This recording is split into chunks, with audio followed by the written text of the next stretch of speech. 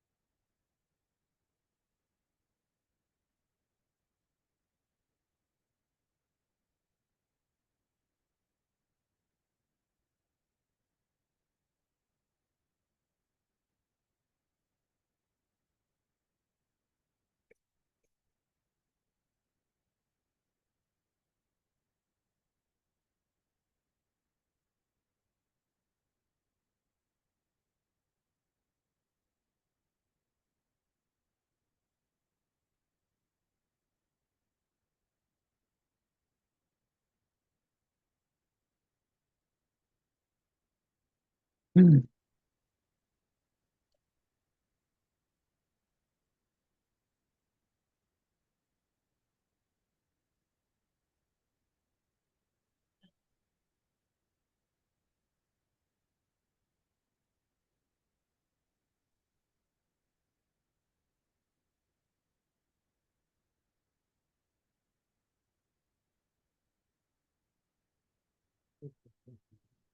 Hi, Cheryl.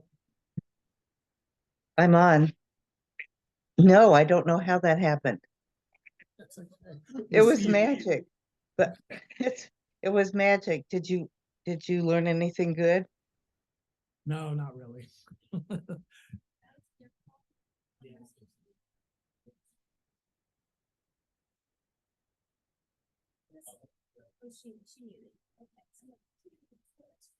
So who else can see it? Who else can be looking at this? Can you see it? I can. Do you want it down there? You can knock on it? Oh, no, I just felt like it was.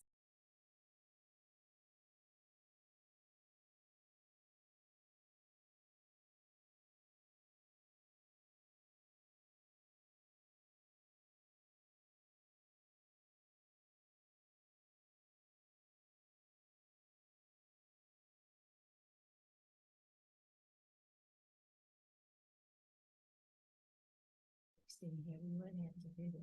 I did last night, your the sound was terrible. Oh, really? You couldn't hear us? No, I mean, all the people that tried to speak, look at it, the sheriff's department. It was terrible.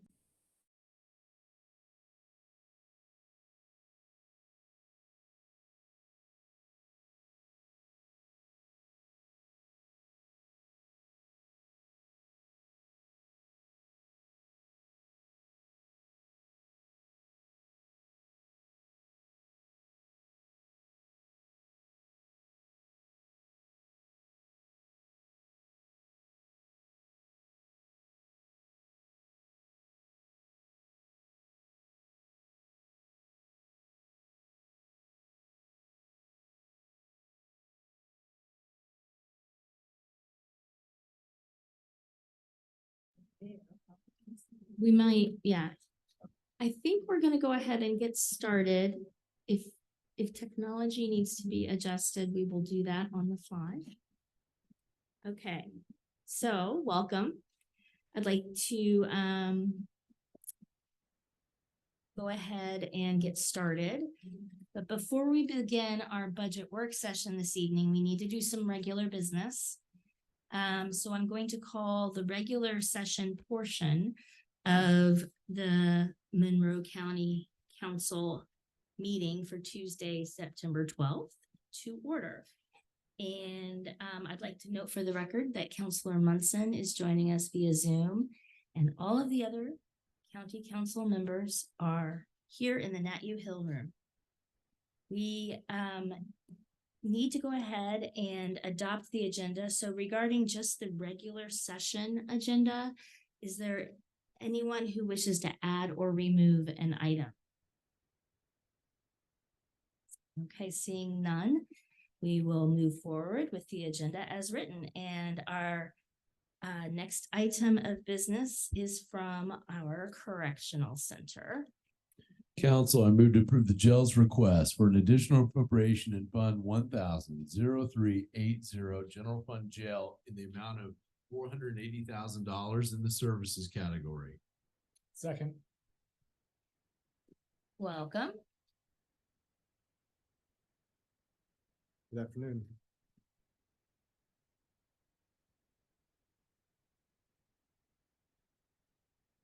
So this is an additional appropriation for the medical line.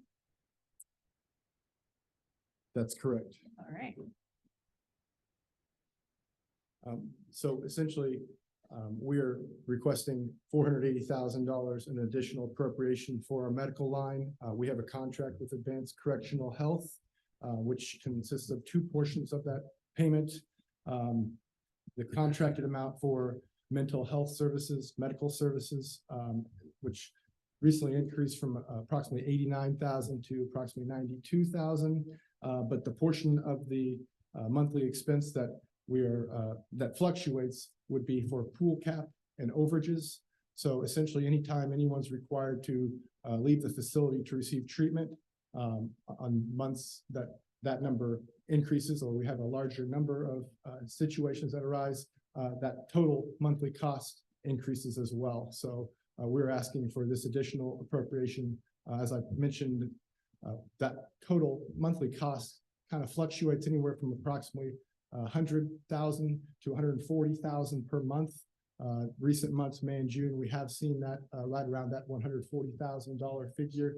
So we were hopeful that approximately 120,000 for the remaining 4 months would be sufficient. And we would certainly look to do any transfers necessary after those funds were exhausted, but it's our hope that we'd be able to receive those funds. Okay, are there questions from council? Yes, go ahead. Thank you. I was just wondering, is there any kind of underlying issue that you're aware of or reason for the large number of overages and additional services needed? Nothing in particular. I think essentially we've taken more of a proactive approach, and rather than maybe potentially waiting or doing analysis in the facility, we've certainly keeping in mind the health of those who we're tasked to take care of. And certainly when those situations arise, we feel as if taking more of a proactive approach and getting them the treatment that's needed is more appropriate. And so this involves taking them outside of the facility. And That's so correct. They go to IU Health. That's or correct. Just wherever the need might arise. Anytime any treatment outside of the facility or treatment that's unable to be received at the facility level, you're going to receive or incur those costs. Thank you. Sure. Do we know the current balance in this account? It's less than it's right, give or take $1,000, but I believe it's a little less than 1,000, around $800, $900 remaining. So there's certainly a need. I see. That contract is, I believe, from July to July, and of course they did increase that. There are other items that are required to be paid from that line. Advanced Correctional Health, of course, is the big one. So. Councilor Iverson? Yeah, thank you for being here and talking about this. We have spent a lot of time together, the Sheriff's Department and the council, talking about health and mental health. And I noticed that in the narrative that you provided, that this contract is for both medical and for mental health. And I was wondering if some of the acute medical issues that you were talking about and being more proactive about medical, is that the same for what you're seeing for mental health? And how is that working out in the jail in terms of this contract and this request as it pertains to mental health?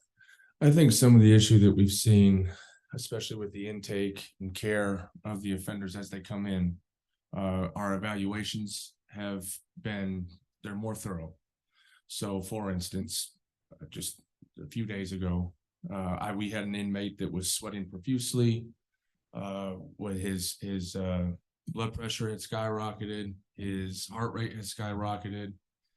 And just from our training and experience that we brought in, we thought that he was withdrawing, and the questions we started asking had to do with alcohol.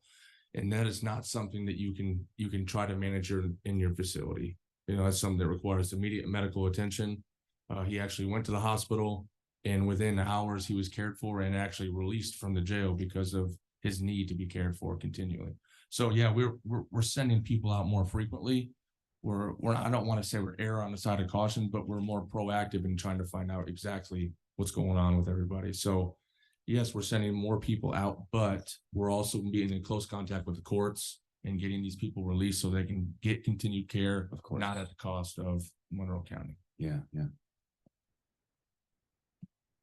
This intersects with so much of what we've been talking about, so I'm not going to ask any more questions about this tonight, but this is really interesting.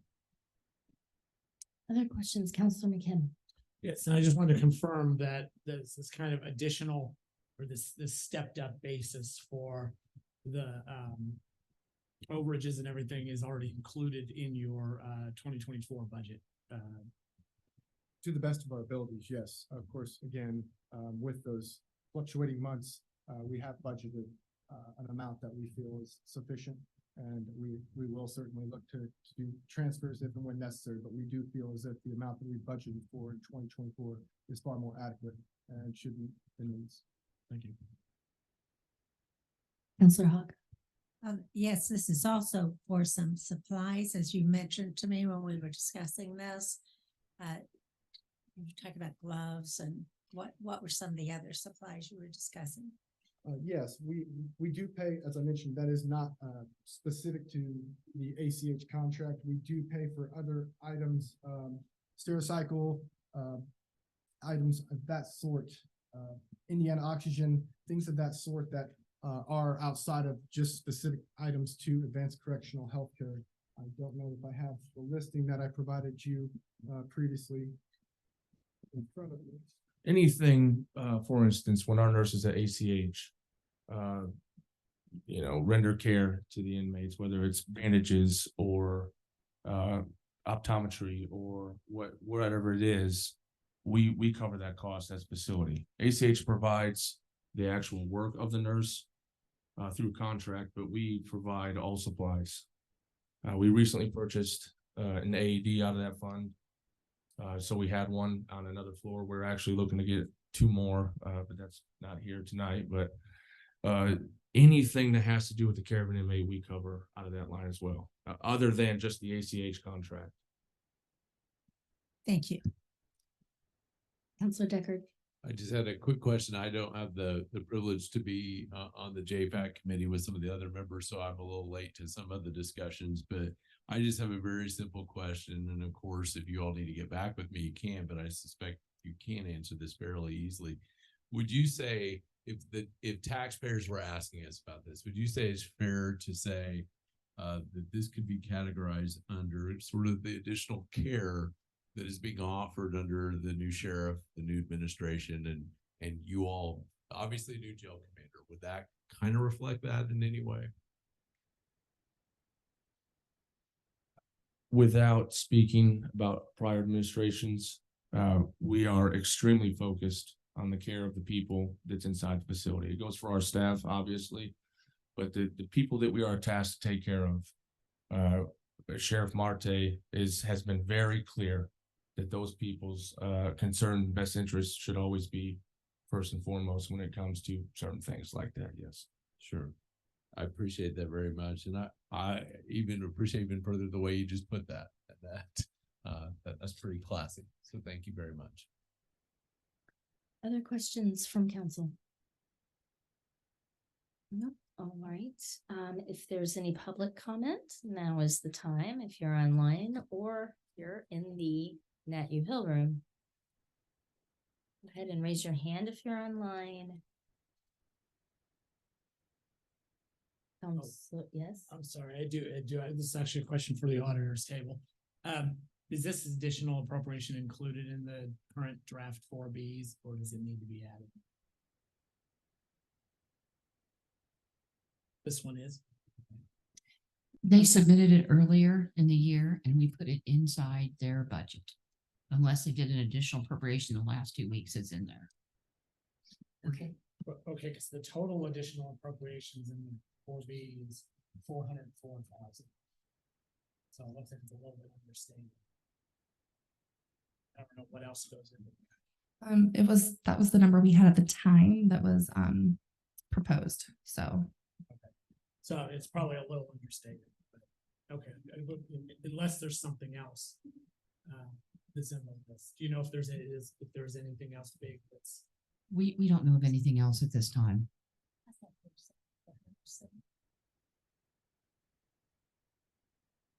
Thank you. Madam Councilor President, Yeah, I just want to let you know that I did research every line, trying to see if there was anything there that could be transferred around. And spoke with Jordan about it as well.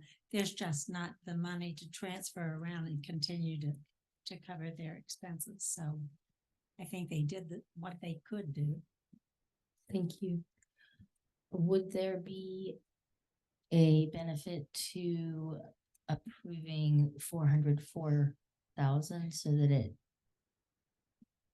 makes accounting easier? And the second part of it would be, is that enough? Well, or just update the. It'd be line easier, six. just update. Yeah, I would just update line 6. Okay. Now public comment. Yes. I want to point out that I've worked here a long time, including my first stint in the auditor's office. And there has been times when the sheriff has not taken a proactive approach and didn't send people to the hospital. And things went bad quickly and we end up in lawsuits. So frankly, I'm very excited that they're careful with the people that we're trusted to take care of and that we do a good job by them. That gives me, makes me feel good inside because I see expense avoidance. Mm-hmm. Any public comments? Okay, then let's go ahead and have a roll call vote, please. Counselor Crossley, Yes. Counselor Deckard, Yes. Counselor Hawk, Yes, Counselor Iverson, Yes. Counselor Munson, Yes, Counselor McKim, Yes. Counselor Wiltz. Yes, Motion passed unanimous. Thank you. and now we are at item number 4 on the agenda. Council, I move to approve the auditor's request for de-appropriation in Fund 8950-0000 American Rescue Plan ARPA in the amount of $55,000 in the supplies category and $1,237,023.14 in the capital category for a total de-appropriation of $1,292,023.14. Second.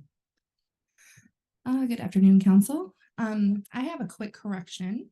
So the total to be de-appropriated is correct. However, it looks like the supplies and, the services and capital lines were combined.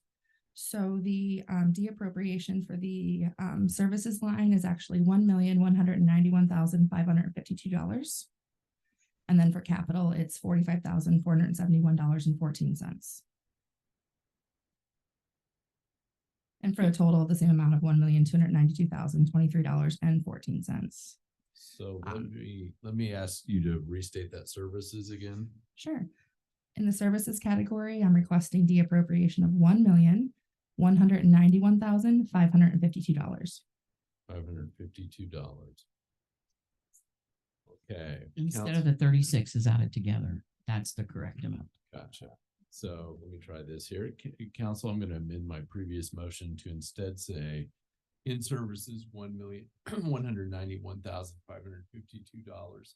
And in the capital category, pardon me, $45,471.14. For a total of $1,292,023.14. And that I will second. Great, thank you. And this is just a housekeeping item previously discussed at the joint Commissioner and Council ARPA meeting. So just going through making these deappropriations so then the funds can be obligated. Are there any questions from council? We have talked about this previously. All right, seeing none, is there any public comment on this item? Oh.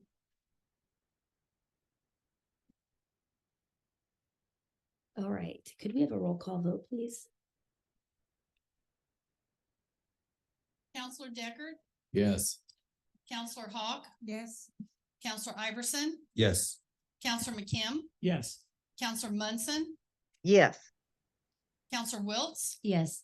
Counselor Crossley. Yes. Motion passed unanimous. Thank you. We're now at item number 5.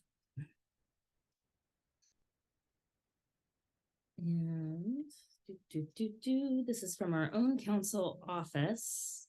But it's an update from Ms. Shell. Right. What happened was, at the, previous council meeting, you guys approved a additional appropriation for the legal department in litigation, for $25,000.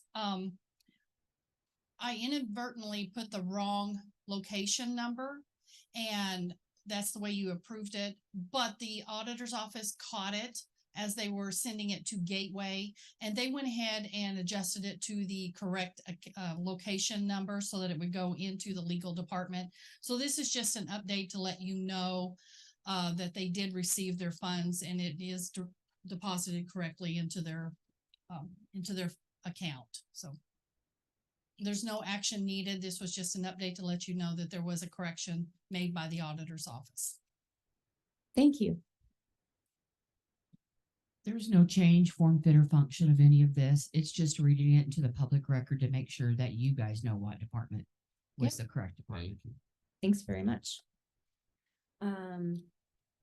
So item B, is our, update to the job description for our council administrator. And, PAC did approve the request for an update to this job description, as well as the next item on this list. So, are we voting on these together? We are voting on these together. Is that how you, okay. So I guess a little more explanation is needed, because in addition to updating the council administrator job description, we had asked for a new job description for an assistant council administrator. We went to WIS with the job description. What came back as a Pat A, the council administrator's job description had no change in classification, but is now written in a way that better reflects what she is responsible for. And the new position coming back at Pat A with 40 hours, has a salary that just about equals the amount in our budget that we're reducing for this coming year by eliminating our part-time line. So yes, there's FICA and perf and whatnot to add to that, but I wanted to point out that really what we're doing is switching out part-time folks for one full-time person. Are there questions about this? Yes. I just wanted to make a couple points. Number one, WIS has classified both of these. So this has gone through all the appropriate channels. And as you mentioned, PAC has heard both of these and sent us back with a positive recommendation. Obviously, I'm in favor of both of these. The council administrator position is vitally important as the duties for the council are increasingly complex. And I wanted to point out for the assistant council administrator, the number one duty that's listed on that job description is that it assists the council administrator and assumes all responsibilities in their absence. And we found that this has been very necessary in recent history. And I think this is a really important step to take to make sure that we just don't miss a beat as the responsibilities put on the council are seemingly increasing daily. Thank you. Was there a motion? Let's, read? there has not been a motion, so why don't we go ahead with that? Council, I move to approve the amended council administrator job description and the new assistant council administrator job description, and to simultaneously amend the 2023 salary ordinance in Fund 1000-0061 General Fund Council, adding account line 10098, assistant council administrator Pat A, 40 hours non-exempt. Second. Are there other comments or questions from council on this item? Is there any public? have- Oh, I okay. have asked more than once to get a response from the auditor's office, and perhaps they're not ready to give a response, but I just wanted to make sure that what the auditor might be requesting to provide the services that once was in the council office. And as it's no surprise to anyone, I've not been in favor of doing this. But if the auditor has something further to add, I'd be happy to hear it. Sure, I'll be happy to address that, Marty. Thank you for asking. So, so Kate and I have talked about it several times. I've spoken with Molly as well.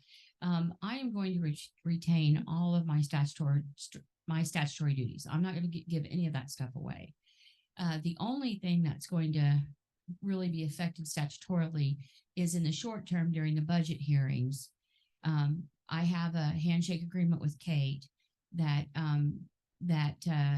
the position that's helping me right now before it transfers over,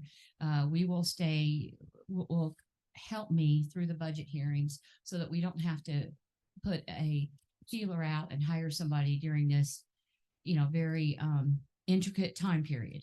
However, we are going to go ahead. Matter of fact, Bree, we've been composing as we go along. We're going to have 3 openings in our department. We're going to have the council assistant that it reports to the auditor. We're going to, Tara Stodgel has announced she is retiring. She's a long-term employee, been a chief deputy, just an excellent employee. She will be leaving. And then we were informed today that a position on the financial side will be leaving. So we're going to have 3 openings in the department. So I appreciate the council staff, even though you guys are moving forward with this position. And I don't want to comment on what you guys hire for your help. That's your guys' business. I think Marty's addressing what we need to do our job. So I want to stick with saying I am not going to relinquish any statutory duties. I've never said I would, and I never will say that I can. They're my legal duties, and I choose to accept them exactly as written in the manuals and in the Indiana Code. If we get to a point where there's question, I know Kate has asked me to do a memorandum of understanding. However, I don't really want to do that. I just want to write a procedure of how we're going to do the budget, because I don't want to put a chokehold on the person coming in behind me that may have their own way of doing things. I'm a long-term employee of this county. There's not a person in this room I don't love and would do anything for.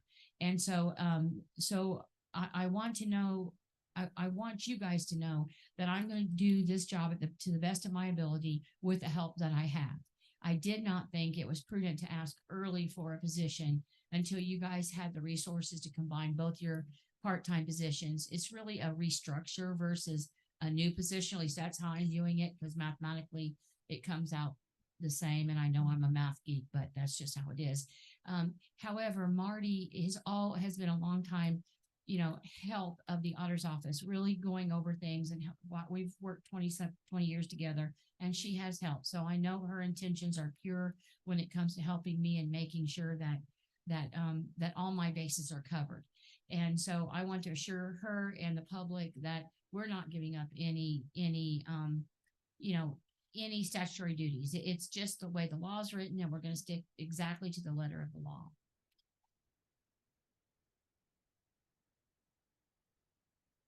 Does that answer your question, Counselor Hawk? Okay. Yeah, okay. Okay, just wanted to make sure that was okay with everybody. Any other questions from council? Then public comment. Seeing none, we will have a roll call vote on this item, please. Counselor McKim, Yes. Counselor Munson, Yes. Counselor Wiltz, Yes? Counselor Hawk, No. Counselor Crossley, Yes. Counselor Deckard, Yes. Counselor Iverson. Yes. Motion passed 6-1. Thank you. And now we are going to adjourn the regular session portion of this meeting. We're going to move on then to our work session, which is the budget work session for 2024. This is budget session number 3 of 5. So we're getting close to halfway through, and I just want to remind everybody that as we go through the evening, this is not the final approval for the 2024 annual budget for Monroe County, and it's not the formal hearing. The public hearing is scheduled for October 3rd at 5:30, and the final budget adoption will occur on Tuesday, October 17th at 5:30 here in the Nat U Hill Room. And the public can make comment on our budgets during those meetings. So during these sessions this week, departments are invited to present their budget. And as a reminder, we've allotted an amount of time for each department that is based on the time that was taken last year during budgets. However, if we need to extend that time to discuss issues, council has, the ability to do so. We'll just try to be mindful to keep the discussion focused on budget topics. And if we go too far astray, we may have an agenda item put on a future meeting to continue our discussions. So during each department's budget review, we will probably be asking for explanations on increases, decreases, or additions to your budget. And council members will be given the opportunity to ask questions. And then we can make some recommendations to increase or decrease account lines based on that discussion. Or if the department has requests or needs that need to be addressed. Council will vote on moving forward with the department's reviewed budget requests. And again, it's not the final approval, but it's a recognition of the request as presented or amended by the council. So, with that said, let's start with an overview based on what we've been doing the past couple of sessions. Are there any updates to the budget numbers based on changes we have made last Thursday? Yes, council, I'd like to share my screen.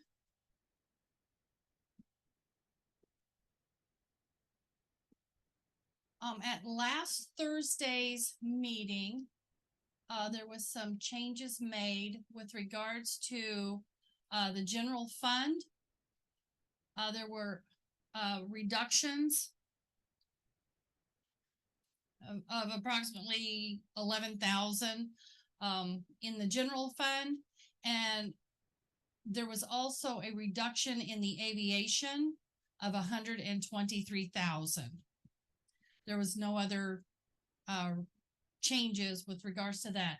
So our ending budget requests currently stands at $47,433,009 for the general fund.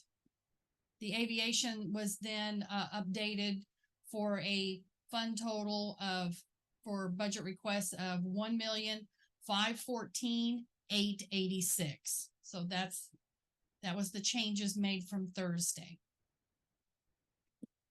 Thank you. Do any counselors have anything to add or questions? Counselor Deckard. I just wanted to briefly mention again, Ms. Shell referenced the airport and some of the funds that they came down with on their request and working with us last week. And I just want to commend that because we are obviously working very hard to get to a goal. And the goal is to give a COLA to our hardworking county employees as much as possible. And I appreciate very much all the departments and elected officials that are coming in to help us with that. And particularly last week, the airport director who very gracefully sat through that and helped us with that. And that's not easy for his priorities, but I'm glad he did it. And so I wanted to say that here. I said that to him personally, but I think it's important that we say these things publicly. This is a partnership between our elected officials, our department heads, and us to get to a goal that we have heard from our folks they want to see us reach. So, and that's all I have to say about all that. Thank you. Any other comments or questions regarding the changes that we have made thus far? And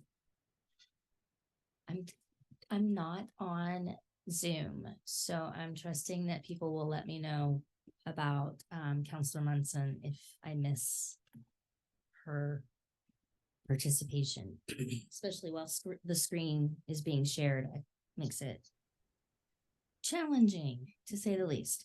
So if we have no more questions, let's go ahead and invite Sheriff Ruben Marte and Jail Commander Gibbons to join us.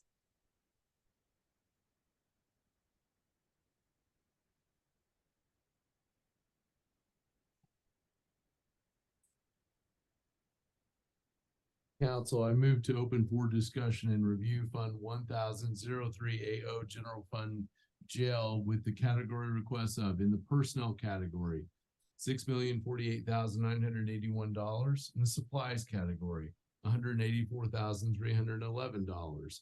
In the services category, $2,088,500, for a total of $8,321,792.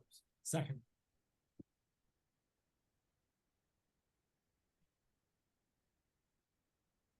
All right, welcome. We get microphones all set up so we can hear you.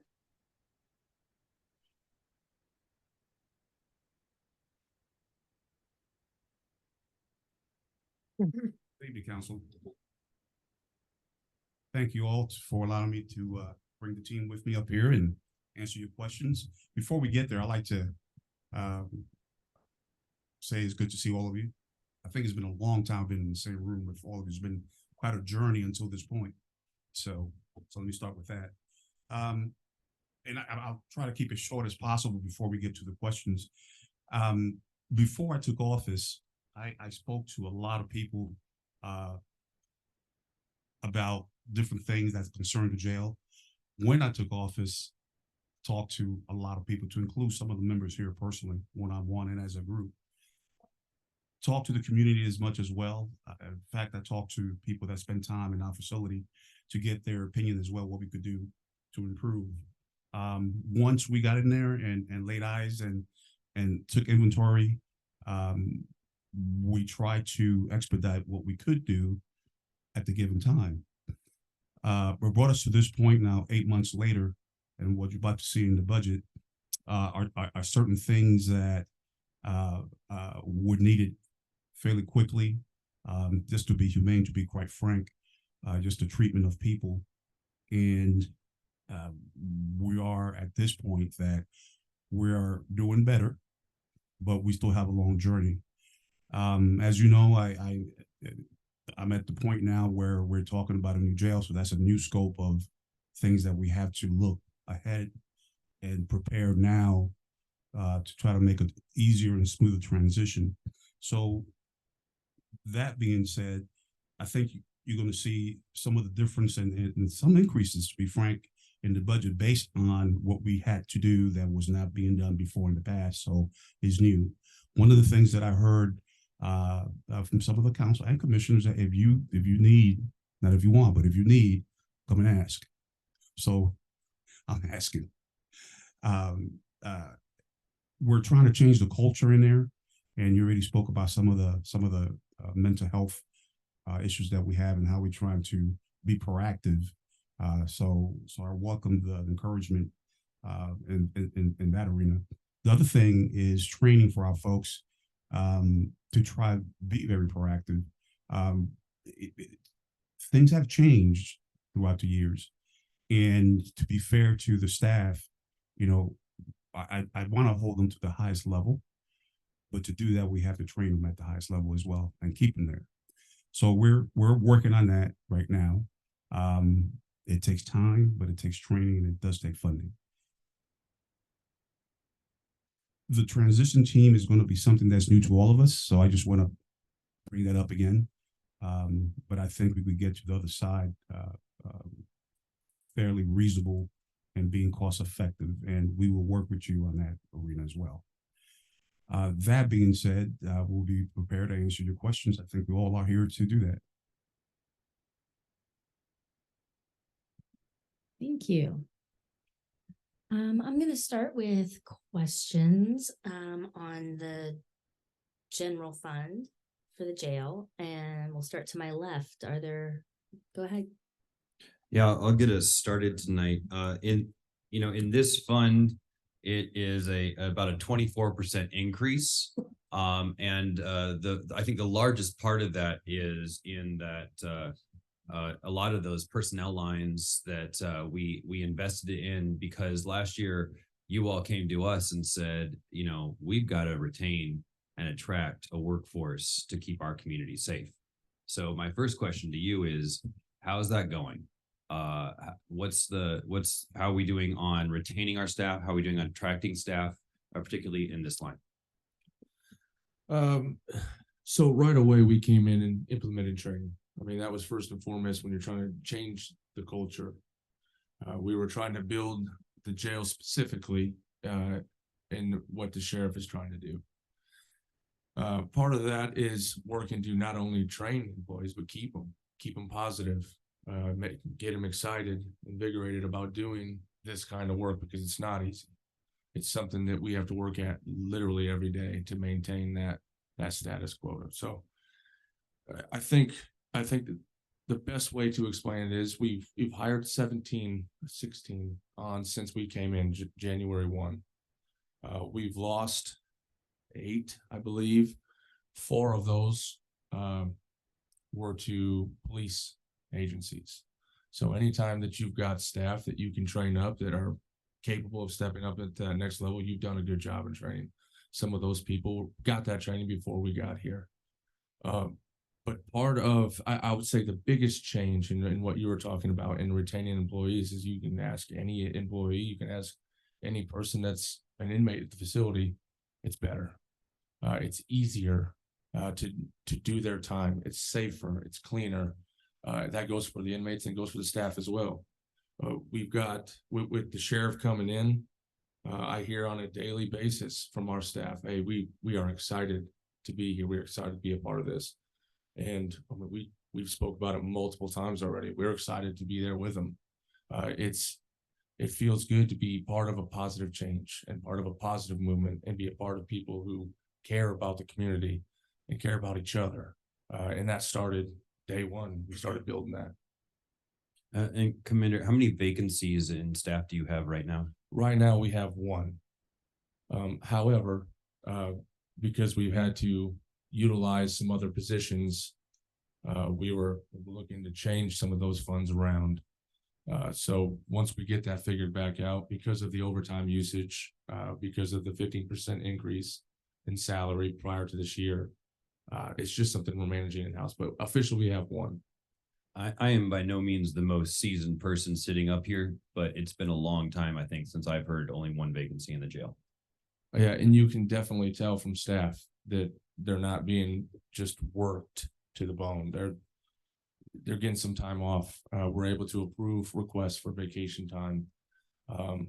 Yeah, what's coming out of the COVID time, people are excited about stepping up a little bit more to help the team because it is a positive change. I'll not ask any more questions right now. All right. Any other questions from down this way? Council Crossley. I'll just keep it brief. It's not so much more of a question, it's a comment. As one of the liaisons to the sheriff/jail office, I just appreciate all of y'all coming in and doing what you've done in a short amount of time.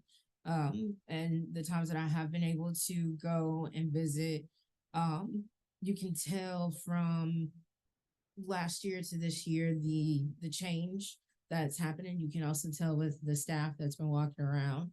I had a chance to walk over quick on this past Friday and talk to the sheriff and chief deputy as well. And it was just refreshing to see just a different way of doing things. So I appreciate all the things that you've done to your staff as well. And I know that you will try to continue to do your best. So thank you. Thank you. No, questions to my right.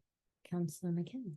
I guess this is not so much question, but kind of some technical corrections based on stuff that I've heard from counselors, from Mr. Miller, from Michelle, etc. So let's see, council, I move we set the following lines to 30025 maintenance, 30028 training travel, 31380 inmate housing offsite, 34110 maintenance video imaging, 34150 uniforms, 34170 legal services, 34300 communications repair services, 34400 booking printing sign, 34800 inmate library services, all because those are also budgeted in the misdemeanor fund, and that we add set line 30006 contractual to $20,000, that we set line 40001 equipment to $15,000, and I may make sure I understand this right, 20700 maintenance repair supplies to $70,300. Second.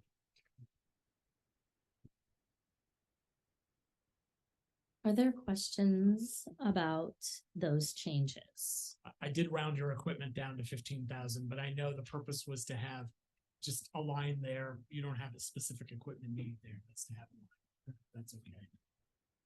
But everything else, I think, is the exact numbers. Thank you. That's my apologies. Yeah, that's great. Counselor Hawk? Right. Hopefully you'll send that to us. I can't write and keep, or have you already put it online someplace? No, I haven't. I kind of pulled it together from an email. Okay. I just wanted to say a big thank you, because when I reviewed this and I wasn't seeing anything like equipment, and speaking with the sheriff, I had inquired, will you not need a line there for equipment? I don't want them ever to have to be delaying to get something they need. And so I'm glad that that's been worked out. So I think I was really sort of surprised when I didn't see anything on there when I was going over your budgets. So I have other questions, but we're gonna work on that one first. Yeah. May I ask a clarifying question, please? Of course. Line 3006, you want it set at 20,000? Yes, because it's 0 now. Oh, 30006. And then 40001, you want it set to 15,000. Correct. Okay. Thank you.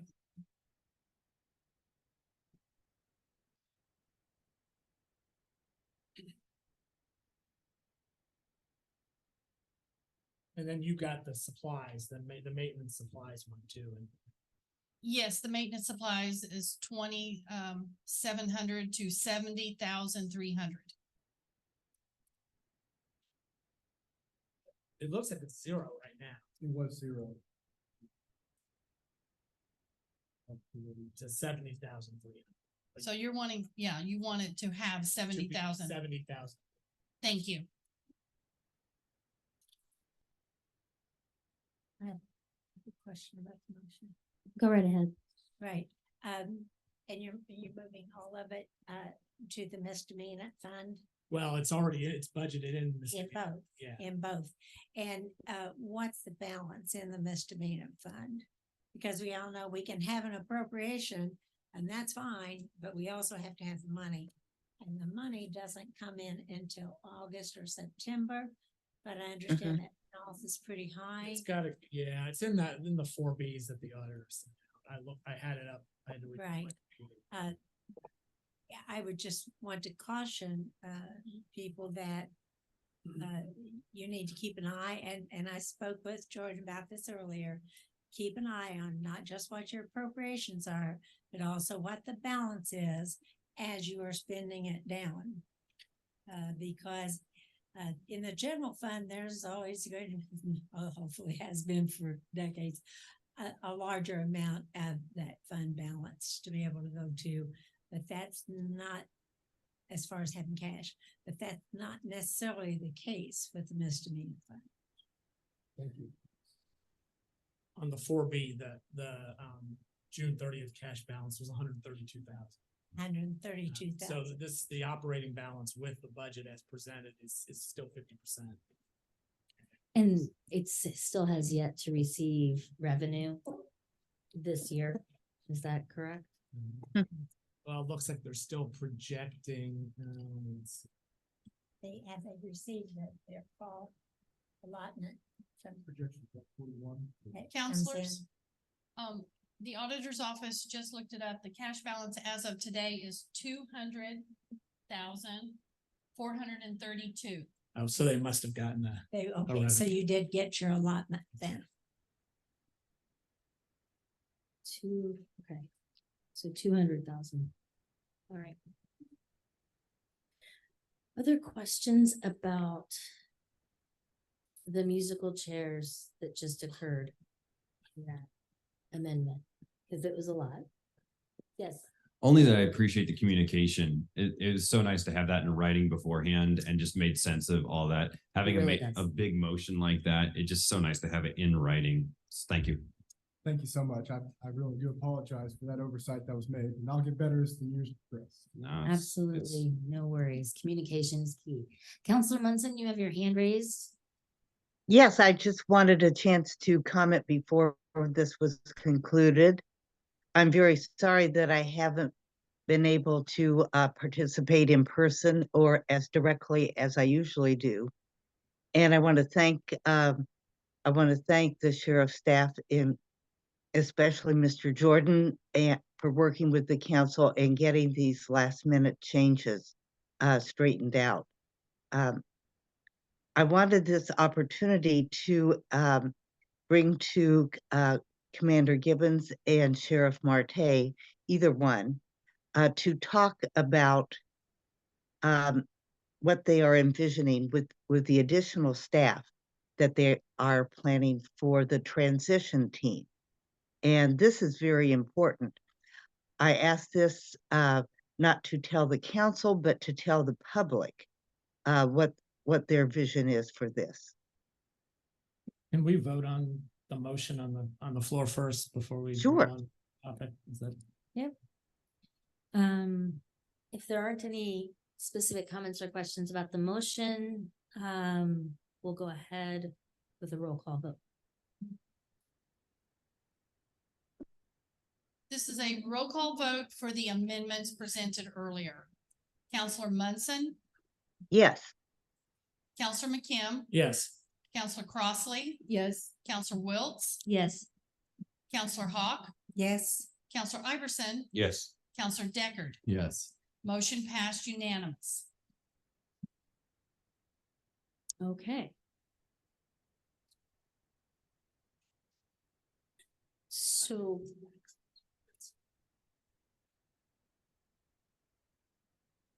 We've got the amended information. It's not reflected here yet. No worries. Are there other comments or questions then on the general fund? I have another one on the general fund, and that's, let's talk about the medical contract, and in particular, one suggestion was that we could move some of the medical contract into the new corrections lit that we just, that we just created.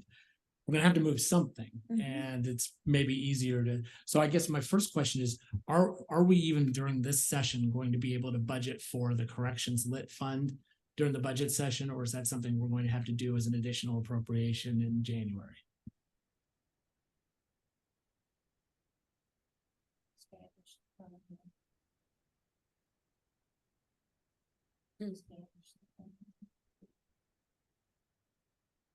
Yes, we can't budget for that now. So when are we going to do that? In January? Yes, it'll have to be like, I guess, additionals at that point. Okay, so I guess my question is, how do we want to handle the medical contract? Do we just want to reduce it by $400,000 with the idea that we're going to then come back in January to add? Because I mean, this is the contract won't all be paid out. In fact, it wouldn't be able to be paid out before January anyway, because this is a January budget or a 2024 budget. So we could actually reduce it by $400,000 with the idea that as soon as we get that corrections lit fund established, we put that 400,000 back in there. Yeah. Okay. That makes perfect sense. Ask. Your mic on. Yeah, ask the auditor. I guess, has the local budget notice already gone out? Because if it has not, I don't know why we can't just establish a fund. We've already voted on that. Put a line in it and do, rather than doing an additional. Well, I mean, I'm sure there's a reason. I'd like to hear what it is. My understanding is proper procedure would be to budget, do additionals in January because there's no cash coming in until then. I guess we could after October, I suppose. No, I mean, we know there's no cash there until it starts coming in January, but that does not mean you can't go ahead and establish a fund and establish a budget, just like we do with everything, and assume that that money's coming in just like the rest of our budget. But whatever, I wanted to make it as simple, I guess, as nothing simple.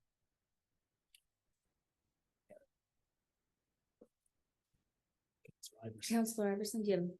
Yeah, my question was actually for my colleague, Councilmember McKim. You had mentioned a $400,000 number for this line. How did you, why $400,000? Well, I think we had estimated that the new tax would bring in about 425, so it could be 425. Okay, all right, yeah, Yeah. you were looking for a nice round number that was Yeah. within that ballpark.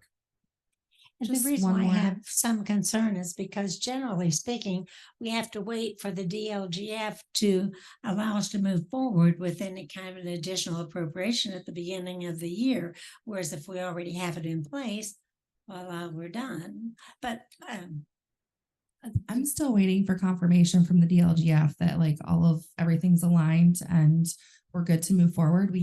I've followed up a couple times. We still haven't gotten that confirmation. So it's out of my comfort zone to move forward prior to getting that.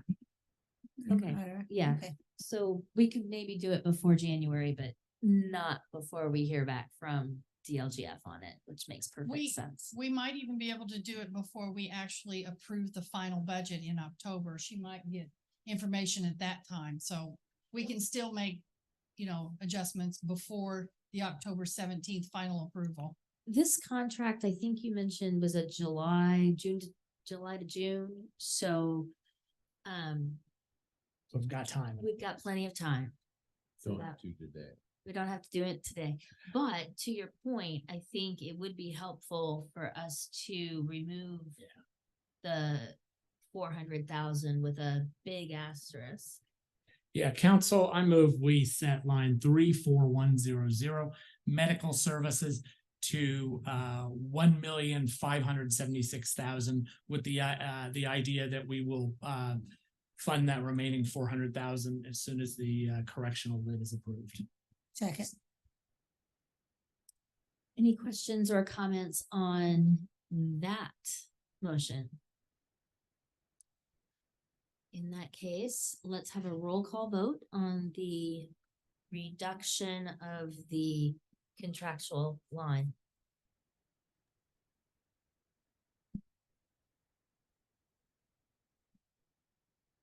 On the second amendment to reduce line 34100 to 1,576,000.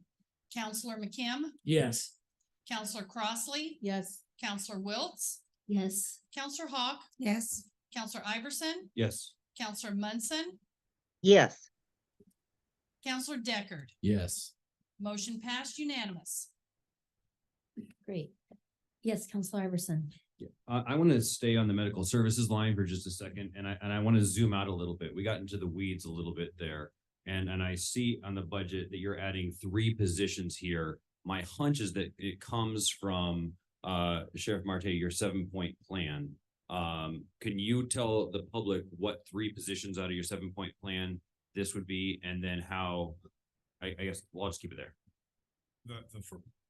The first one has to do with providing an extra mental health professional to assist us with that ingrowing area when people come into the facility. The other one that we noticed that we have a large number of people that need assistance is in the substance abuse area. So we'd like to have a counsel for that area.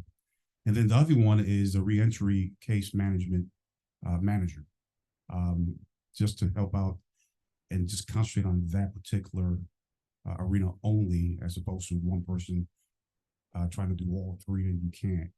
So those are the main 3 positions for us that, as we sat down as a group and we decided, okay, how can we be very cost effective and start thinking in the future, try to be proactive. And these are the main 3 ones that we felt comfortable coming to the council with. Thank you.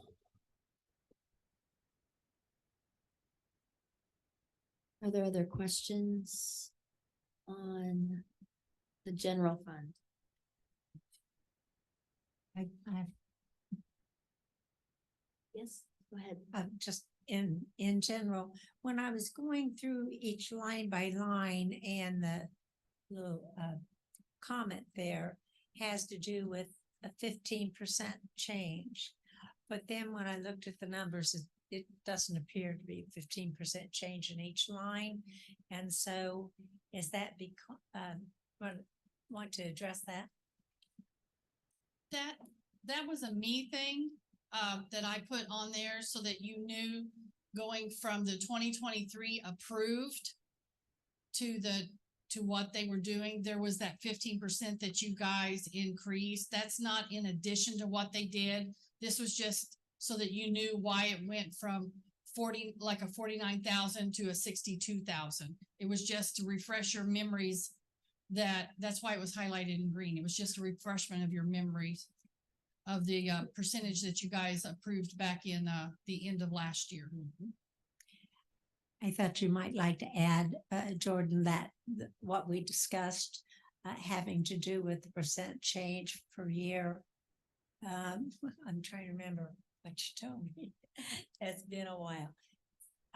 Which is different from, perhaps the rest of county. It's like there's. I believe you're speaking of the years of service. You might be referencing the years of Yes. service. There was an adjustment in addition to those increases that took place. That maxes out at 20 years of service, and for each year of service one has, they receive an additional 48 cents. So I was just going to state that the amounts aren't 15%, of course, as well, because the previously budgeted amounts were prior to that 15%. Then you add those additional 48 cents to everyone who's not maxed out at the 20 years of service.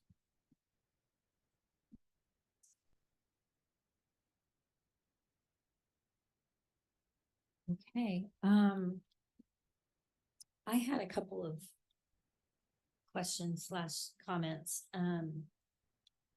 specifically about the misdemeanor fund. Are there things in the general currently that are appropriate from perhaps moving into the misdemeanor fund?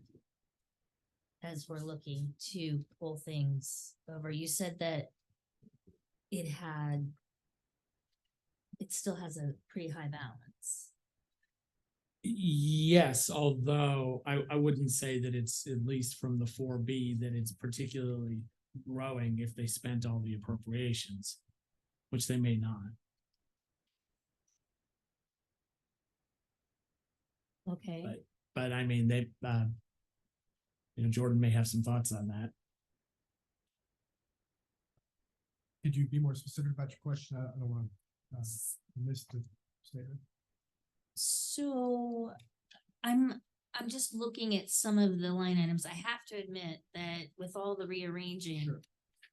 I'm like, I got notes and then I've got like what just happened and it's not matching. So I'm a little fuzzy on stuff, but I'm wondering if there are some things that are currently in your general fund budget that we could move over to misdemeanor in order to, because our eyes are on that general fund, Sure.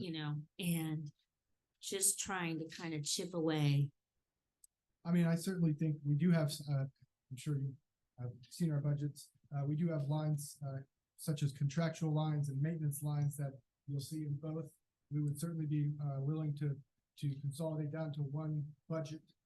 We could gladly move our county general contractual or maintenance line over to the misdemeanor fund if that might free up some funds or assist with the process. As you can see, we're not asking for a great amount of additional funding, just simply $4,000 to cover an $8,000 contract that's been set at $4,000 for reasons unbeknownst to myself. All right. Are you seeing opportunity? Anyone else? Well, I mean, as you know, I had mentioned, it was just a thought that we would look to see if anything could be moved over into ARPA. I think we could move some of that contract over to that. I know nobody else wanted to do it, but I'm just suggesting. If we move part of the contract over into ARPA, then we could move other expenses of the jail over into that 400,000. I mean, it's just a suggestion. I think it's a great suggestion. I mean, we also have training and travel. We have a training line over there as well. So there are certainly numerous accounts that we could look to maneuver around if that was deemed appropriate. Well, training and travel now is already in, that's already in misdemeanor. I guess the one thing we could move is that contractual, that we just move. Well, we have a training and travel in county general, and we also have a training and travel in misdemeanor. Well, we just zeroed out the training and travel in general. That was one of the things on That's his correct. My apologies. list. No, trust me, I'm with you. I was thinking, I was also looking at training supplies, so we do, but you're correct. Go ahead. I want, this may not be a helpful comment, but I wonder if once we sort of get some of the dust settled on some of these changes, if we had an amount for the misdemeanor fund that we would love to see an amount come from general in that kind of rough amount, if lines, once Jordan and the sheriff have had an opportunity and the commander to kind of figure out, here's what we could do, not do, and the dust is settled, maybe they could come back with an amount that could switch over to misdemeanor. So they'd be comfortable and we'd know. But I mean, I see 75,000 with just those three lines that were mentioned. Yeah. Of the 141,300 that we're requesting.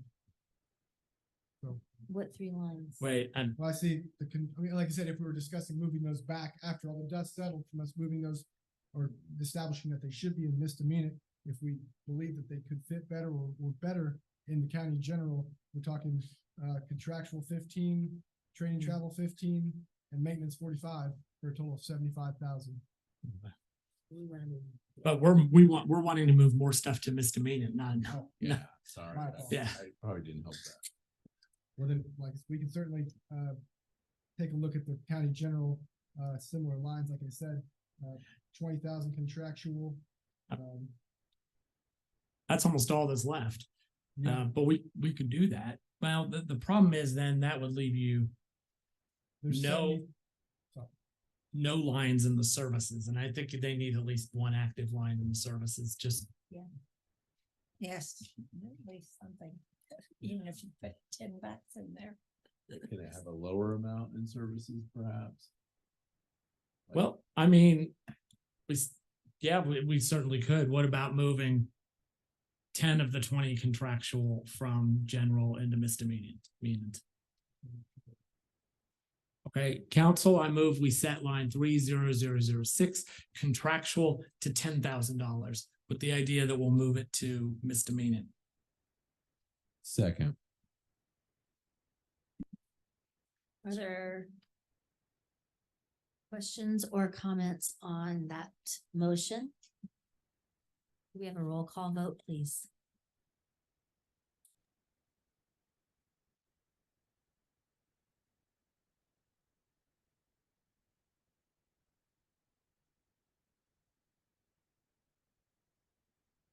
Counselor Crossley, Yes. Counselor Wiltz, Yes. Counselor Hawk, Yes. Counselor Iverson, Yes. Counselor Deckard, Yes. Counselor Munson, Yes, Counselor McKim. Yes. Motion passed unanimous. So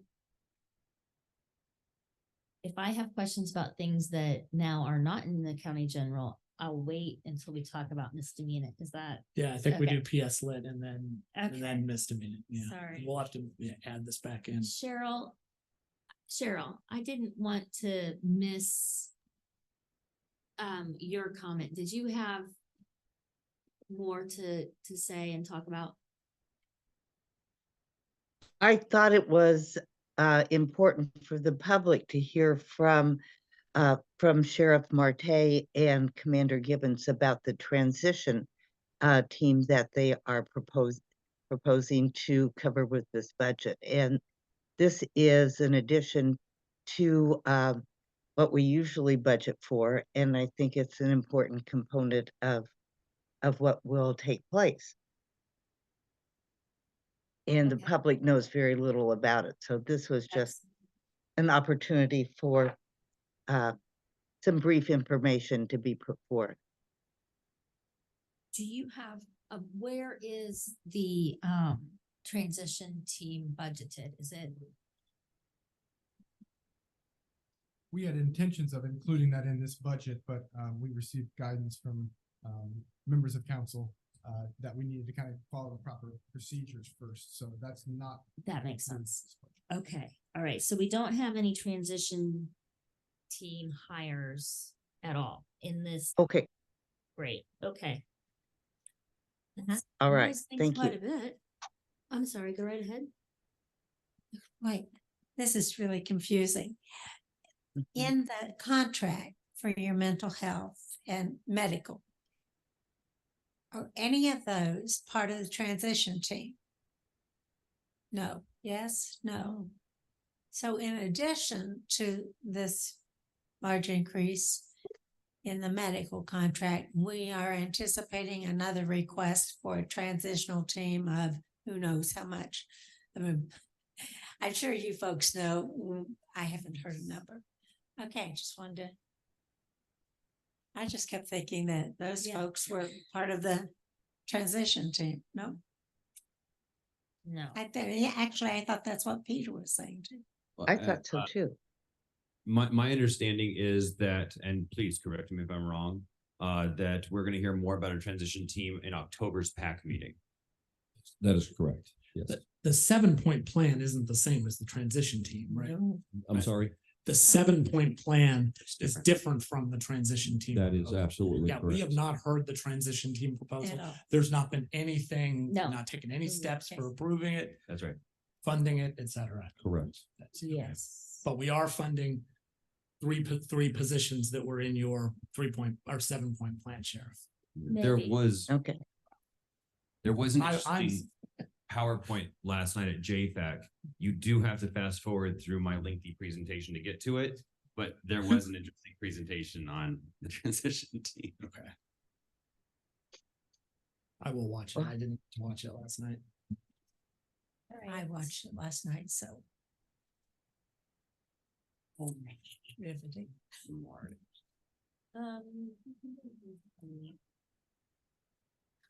There are other questions from my colleagues on general fund. All right.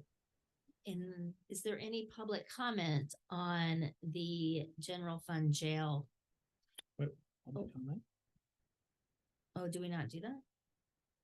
I guess It's in our budget. We haven't done any of that in our budget I'm work just- session. Whoa, Because we've had two different kinds of meetings.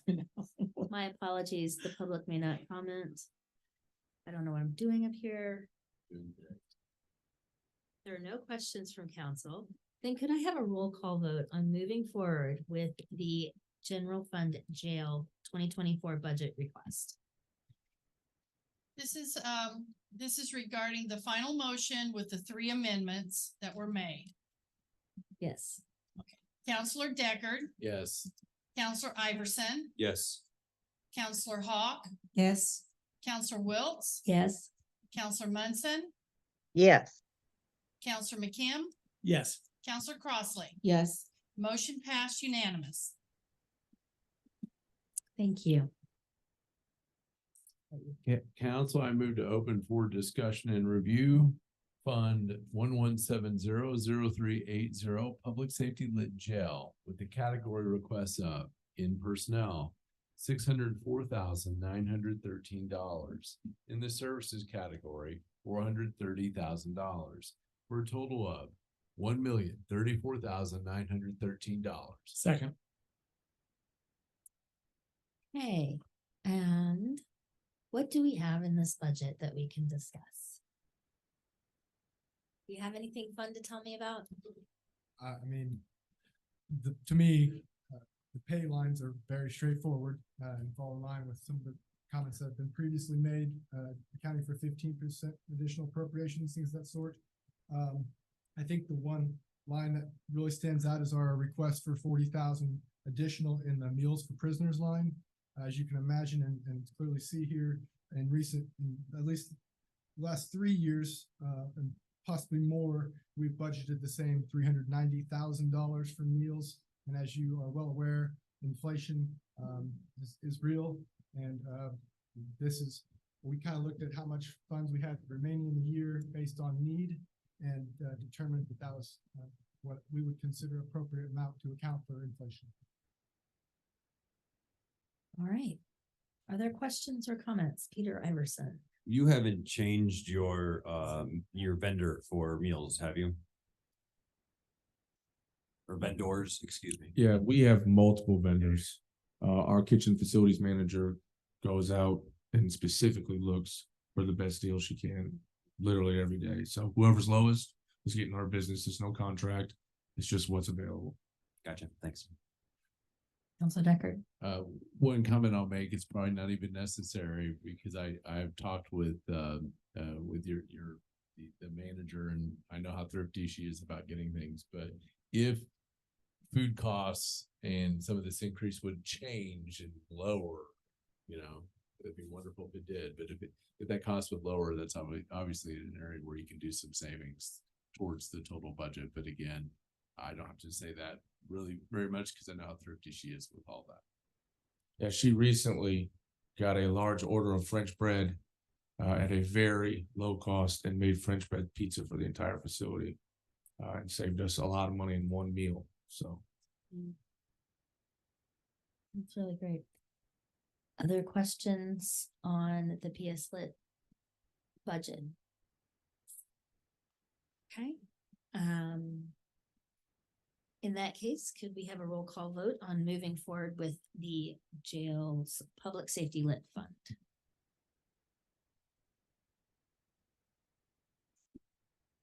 Counselor Munson, Yes. Counselor McKim, Yes. Counselor Crossley, Yes. Counselor Hawk, Counselor Wiltz, Yes. Counselor Iverson, Yes. Counselor Deckard. Yes. Motion passed unanimous. Council, I move to open for discussion and review Fund 11750000 misdemeanor with a category request of, in the services category, $141,300 for a total of $141,300. And my question would be, do I need to adjust this now? Because we've done so much work. No, I'll make a motion to, there's only one thing we need to add. Okay. Second. Okay, what is in the misdemeanor? What isn't in? Well, this was already double budgeted with the items for maintenance, training, travel, inmate education, inmate offsite housing, law, video imaging, uniforms for part-time, legal services, communications repair services, booking, printing, signs, and inmate library services. Those were already those are already double budgeted here, so we haven't changed any of these yet, but I do want to make a motion to increase contractual from $15,000 to $25,000. Second.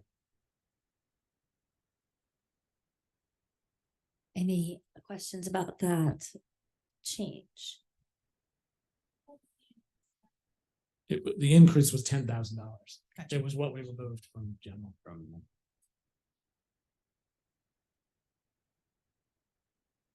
There are no questions. We'll have a roll call vote when Ms. Shell is ready.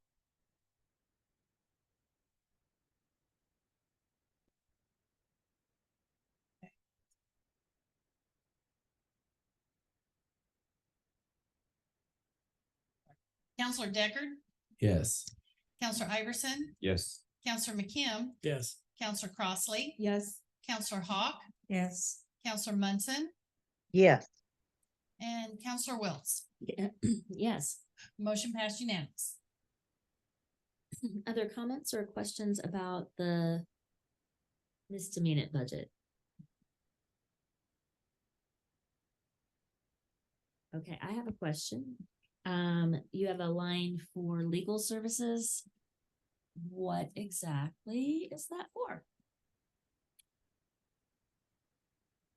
I believe my wonderful coworker, Mr. McLaughlin, would be able to answer that a little bit better, but I understood that that was $5,000 given to cover certain situations that arise that require legal services or legal needs. I mean, outside of your county legal, is that? Do you?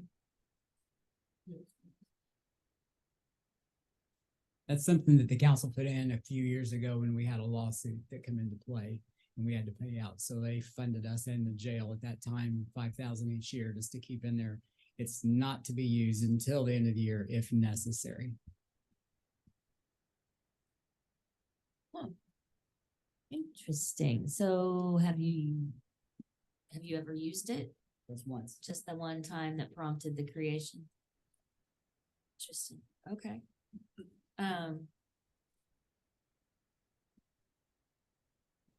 Okay, my next question.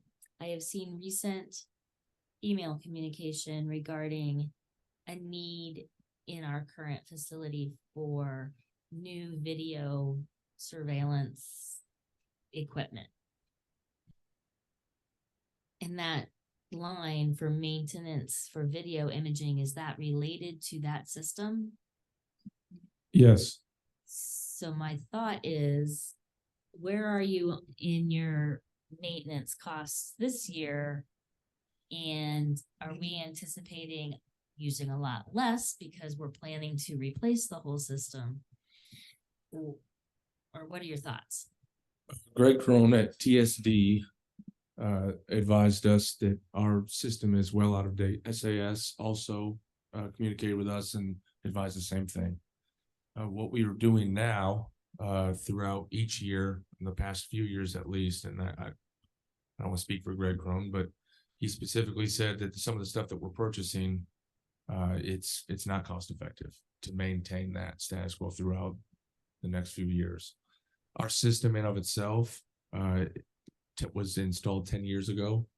The hardware and the programming software is not compatible with operating systems now in 2023. From what I understand, this fund here goes towards that maintenance, but also, for instance, if an inmate jumps up and smashes the camera, it's happened before. Sometimes in the old building, we've experienced already, it's hard to rerun wiring when wiring goes out. So that's we just recently we got appropriation through the commissioners to use some commissary funds for that because we needed it immediately fixed. So some of that is, I can't venture to guess what the new operating system will look like in terms of maintenance, but you will have ongoing costs in a living facility. Yeah, okay. Are there other questions on the?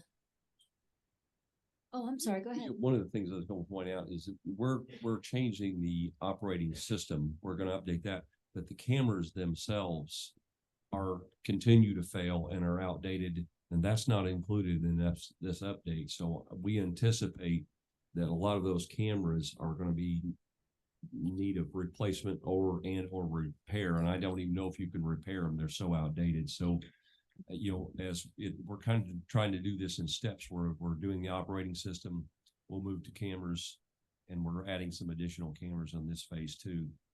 So I don't know if that helps answer your question or not, but it's a real thing that entire system is outdated. Cameras, operating system, all of it, wiring, all of it.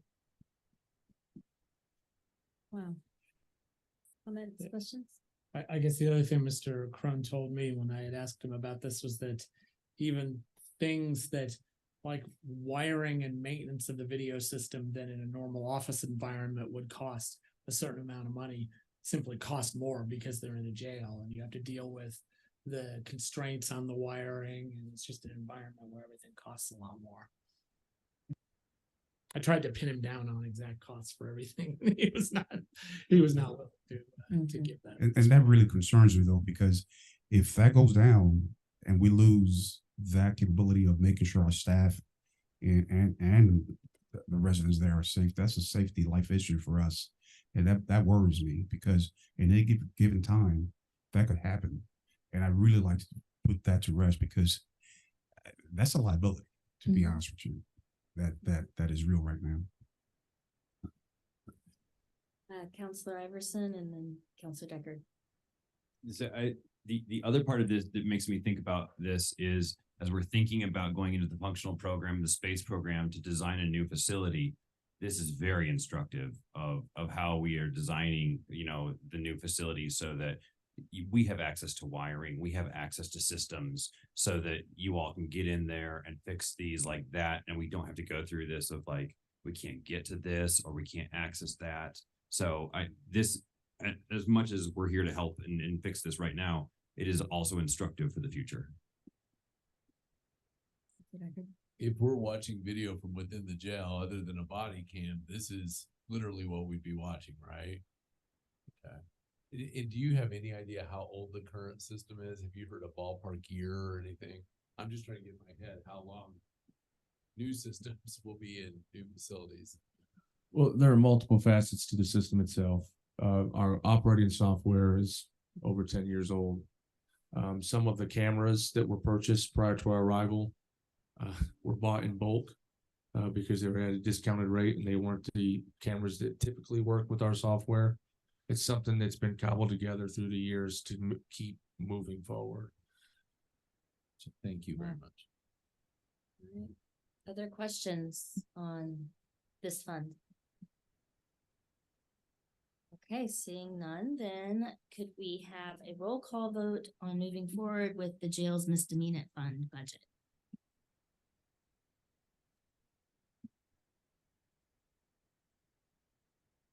Counselor McKim, Yes. Counselor Wiltz, Yes. Counselor Crossley, Yes. Counselor Iverson, Yes. Counselor Hawk, Yes. Counselor Munson, Yes. Counselor Deckard. Yes. Motion passed unanimous. Right. Council, I move to open for discussion and review Fund 1,000,005, General Fund Sheriff with the category requests of, in the personnel category, $5,706,045. In the supplies category, $289,701. In the services category, $207,620, for a total of $6,203,366. Second. Welcome again. Good to know. Okay. We have the other half of the house to talk about now. Right. Are there any specific changes that you wanted to highlight for us, Mr. McLaughlin? Yeah, we have just a few, in the, uniform line, that figure is based on their contract that they're negotiating at this time, so that's what we put in. Plus the, additional on the 3,500 where we outfit an officer when they're first hired and they don't receive a uniform check until the following year. I'm sorry, Is it- I can't hear anything. Is that better? Yes. Sorry. So the contract, for the uniforms is something that's being discussed right now to raise it from 1,600 to 2,000 per officer, with the 3,500 being an initial startup that we pay for an officer to outfit them, and they don't receive that uniform check until the following year. Okay. Normal things, you know, with salary wise is all based because of the same as the jail, the 15% went into the last, and then there are just time salary increases. There was one on the specialty units. It was my bad. It said 500. It should have said 1,000 for the increase. I put 500, but yet the total shows it's 1,000. Yeah. Yeah, I see that. Wait, I'm sorry, I missed it. Where? Which A is, specialty unit? 17,207. oh, Yes. Oh, there it is. Okay, thank you. And the one item that's going to take the biggest jump in this is the sheriff's pension, sent to us by One America McCready and King. You know, went from $851,020 to $1,004,528. Big jump. Yes. Yeah. The sheriff pension 18004. I think we've already discussed how much that went up a few weeks ago. You don't really have any control over it. I mean, No. that's what the actuary said. Ms. Turner King. I did want to remind council that we are currently negotiating with the collective bargaining unit regarding specialty pay that the officers receive. And in the past, that pay was provided in a lump sum amount. This year, those specialty pays for things like CERT, dive, shift differential are all going to go to an hourly rate. So you might want to keep that in mind when we're looking at this budget. I've been working with the sheriff's department to try to get an idea of the fiscal impact that that's going to have. To give you an idea, we just haven't got it done yet.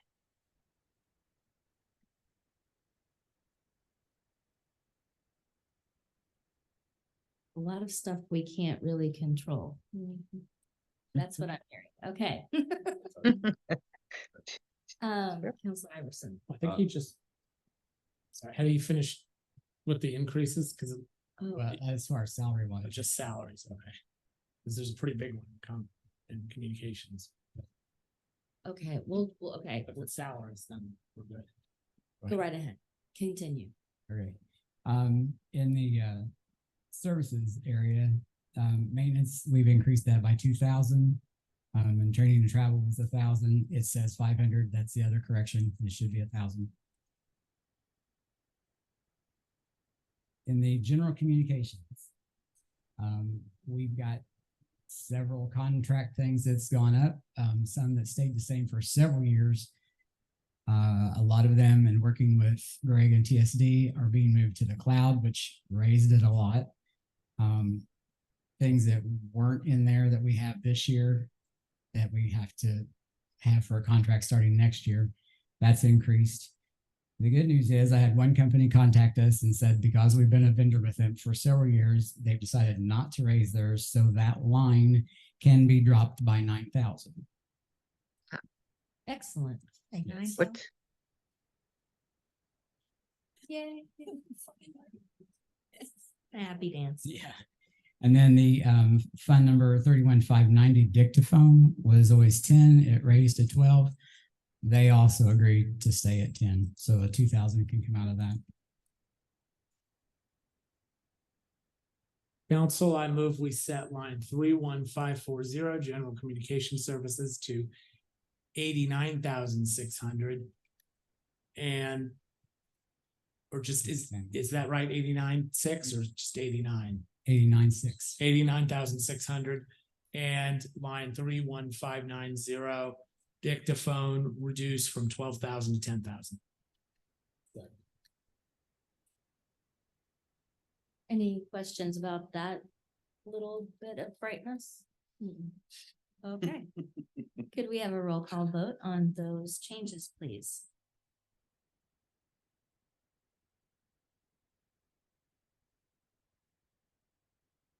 Counselor Munson, Yes. Counselor Wiltz, Yes.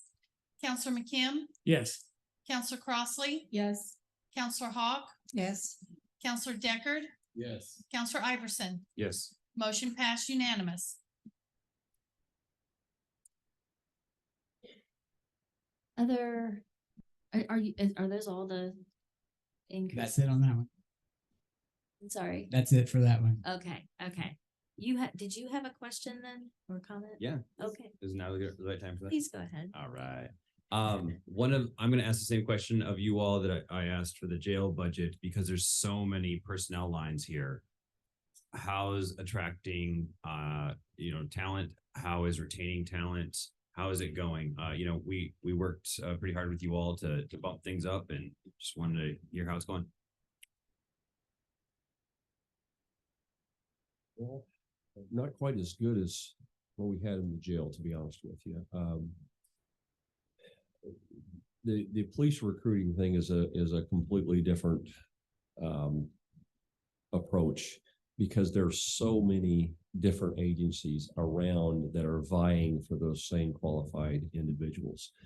I will say that the last process we had 11 what I call really good applicants, and we still have 6 of those remaining in the selection process, and I think 4 of those would be laterals that are already academy trained.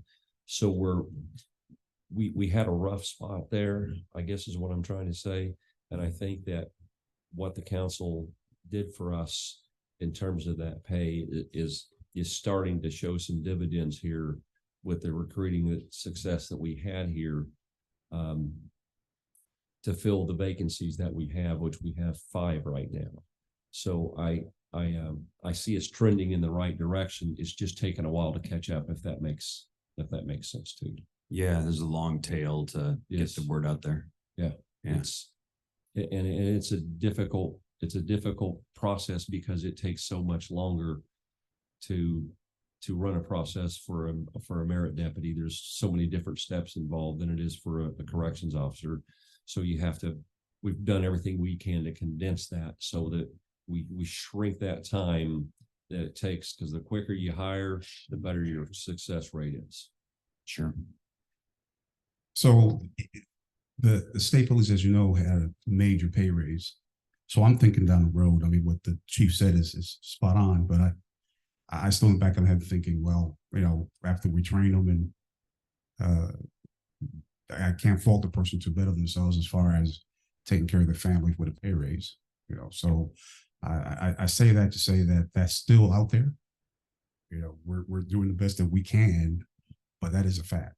Yeah. You know, so because we have lost people to other agencies that are paying more than us. So Yeah, when it comes to those personnel lines, we never can rest. There's always inflation. There's always the next county over. There's always the state. We can never rest. That's correct. Yeah.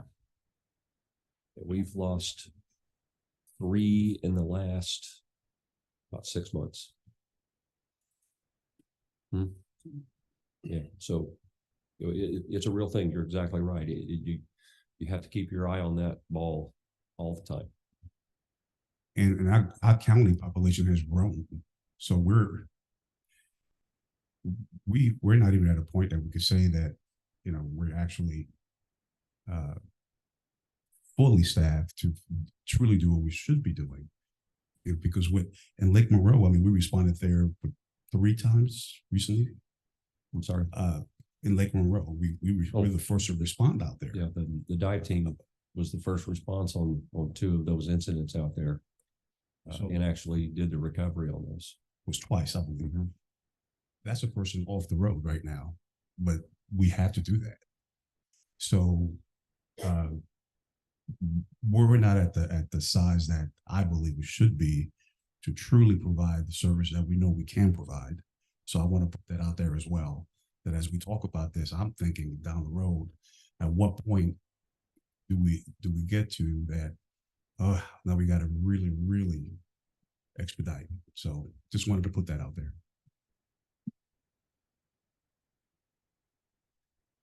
Counselor Hawk. I was trying to follow the numbers. You said you've had 3 leave and you have 4 that's applied that would be a lateral, so you wouldn't have to wait for the training for them. But how many vacancies do you have? Did you say that and I missed it? And we currently have 5 vacancies, and we have 1 more resignation that is sitting, that just came in about 3 days ago. So that's going to take us up to 7. So to answer your question, it is very unlikely that we will be able to fill all of our vacancies through the selection process, because we've got 6 applicants there remaining. You know, we're gonna wind up with 6 vacancies, and some of those are going to fall off in that process. So we're optimistic that we'll be able to fill 3 or 4 of those. That's our hope. So we'll start this process over. And again, as the sheriff said, you know, you can't really blame a person for looking at their family situation and looking around and trying to improve that. And, you know, what we hope to do is have the people that are looking around and thinking, I can improve my family situation by going to the Monroe County Sheriff's Department. That we need to flip that script, if you will.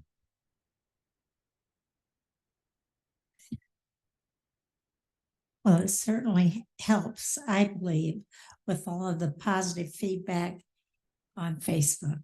I mean, the public really likes to see that your department's out there working with the people, working with young folks, just working with the community, so that you are a welcome and recognized person that's there to help. And I really appreciate that. And I've heard a lot of great feedback. So, and who wouldn't want to work for a sheriff's department that was getting a lot of positive response? So I will have to say that group of deputies we have there, and let me brag on them a little bit here. They understand the community that they work in. They understand what their responsibilities of that community are. And they're some of the most insightful guys that I've worked with when you look in terms of what the community expectations are of them and how they take that responsibility and carry it forward every day. They're well managed, but more importantly, they're very self-disciplined in that manner. It doesn't take a whole lot. Their motivations when they come to work today are to do a good job and to do it right and to follow the rules. So, that part of this agency is a very disciplined group of deputies that we have out there that know their community and how to serve it properly.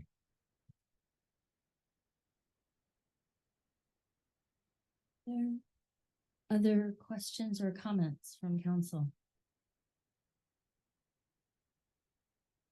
All right, in that case, could we have a roll call vote on the general fund sheriff budget request?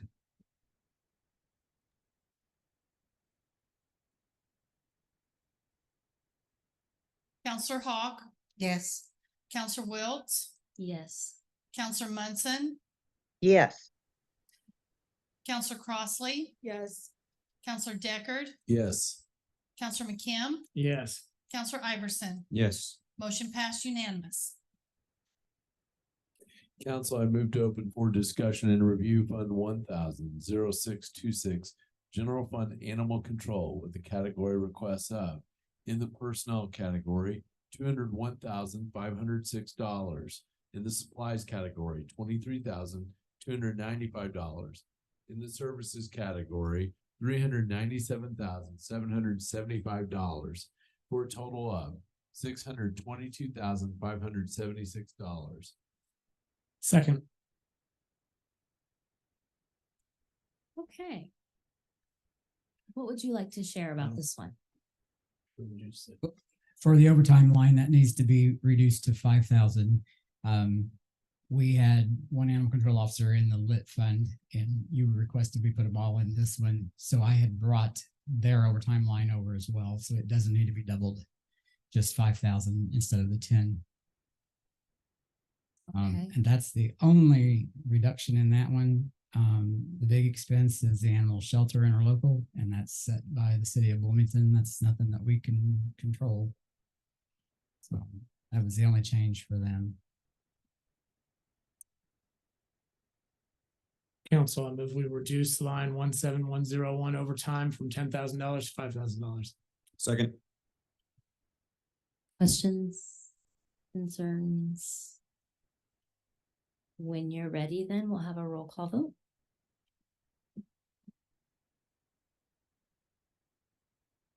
On the amendment, Counselor Deckard, Yes. Counselor Munson, Yes. Counselor McKim, Yes.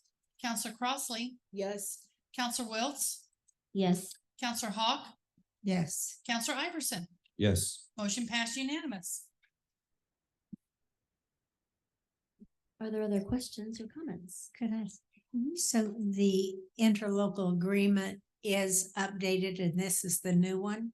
That's correct. Well, finally. How many times have we waited until after budgeting? So we've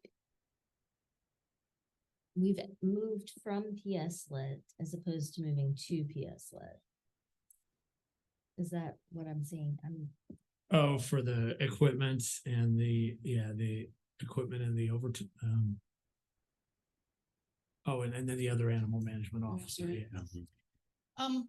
I just want to update. Last year, you requested as a council that when we got ready to budget for 2024, to move anything that pertains to animal management into this fund. So those lines that are highlighted were the reason they're here now. So because We didn't have a separate location at PS Lit for it, did we? It was just under the sheriff's. it was just under sheriff. So So I'm asking about something that I previously said to. Yeah, but it's been a year, so. Each year we can tell them to move it to the other. That's right. That's right. Wow, alrighty then. Any questions or? Okay, nothing. All right. In that case, could we have a roll call vote on moving forward with the animal control general fund for the sheriff's budget request? Counselor Munson, Yes. Counselor McKim, Yes. Counselor Crossley, Yes. Counselor Iverson, Yes. Counselor Deckard, Yes. Counselor Wiltz, Yes. Counselor Hawk.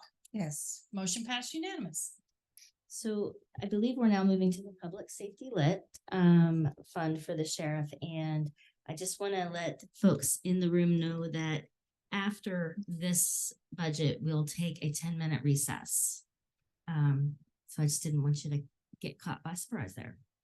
Okay, council, I move to open for discussion and review Fund 1170-00005, Public Safety Lit Sheriff, with the category requests of, in the personnel category, $1,549,537. In the supplies category, $65,500. In the services category, $13,200. In the capital category, $144,750, for a total of $1,772,987. Second. There we go. Other than the salaries again with the 15%, and the contract that they're still negotiating. The training and travel, we requested that to go up by $500. And then the big one is one that I spoke with Molly about. Is the $109,750. That's a request for AEDs for all of the squad cars and I believe the 2 jail vans. She suggested checking to see if this is something that could be paid from a bond. Which I am still talking to the commissioners about. Okay. Well, yeah. Yeah, I mean, I think first of all, I totally support buying AEDs for each car. It's a great investment.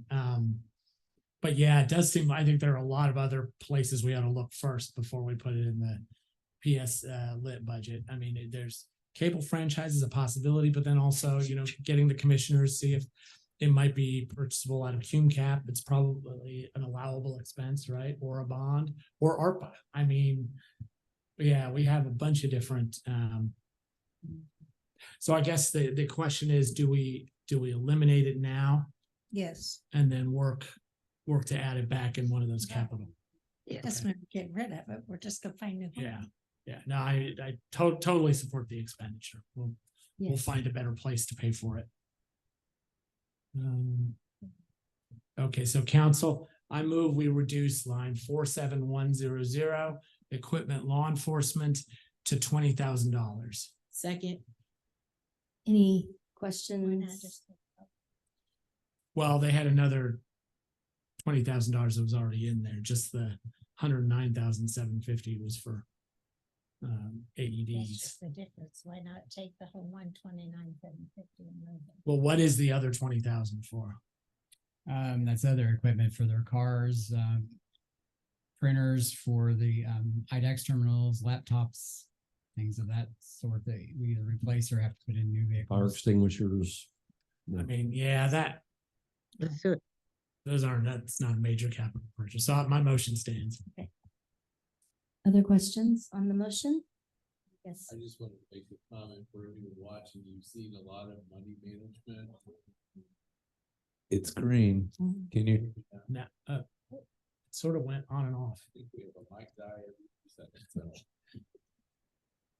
How about now? All right, I'm back in business. For the public watching, I just want to say something with obviously we're talking about AEDs for cars, and I agree with that wholeheartedly, 110%. border to border in this county, when you travel around, the one consistent thing you see are those cars and those deputies, and that is a first line for so many things, plus their own safety. And so just for anyone watching, I want to be clear, we support this measure, the AEDs for the cars, we support these deputies.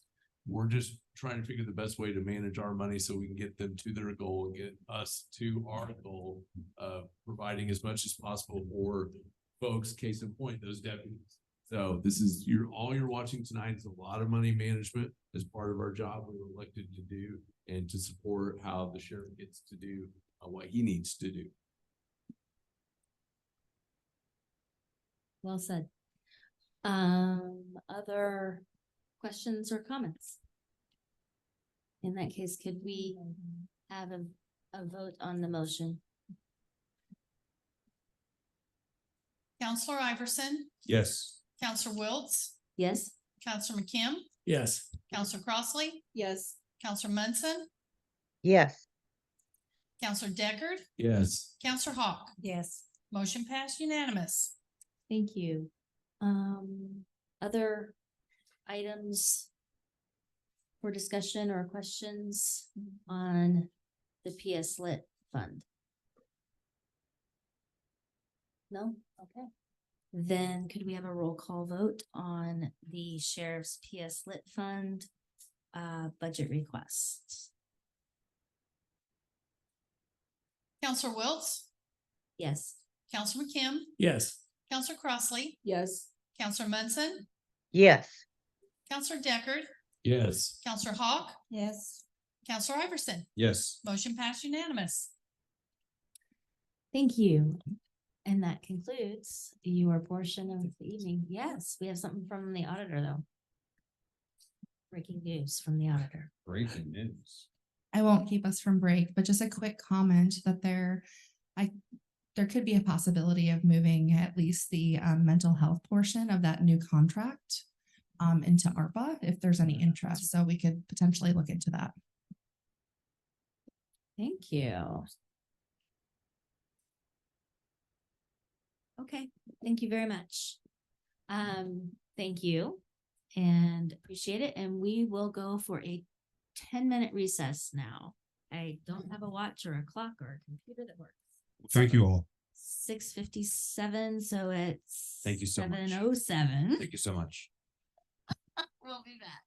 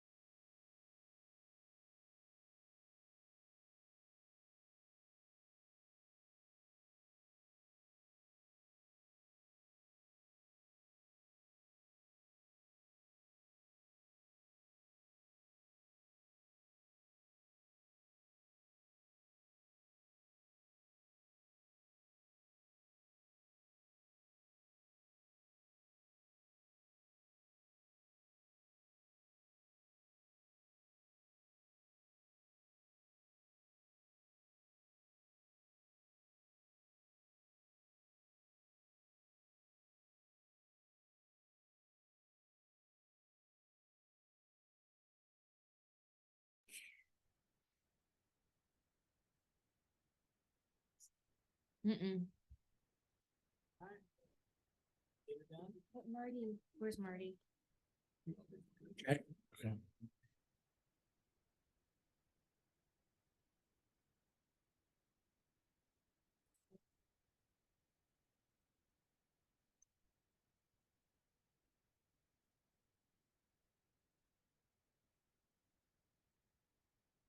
All right.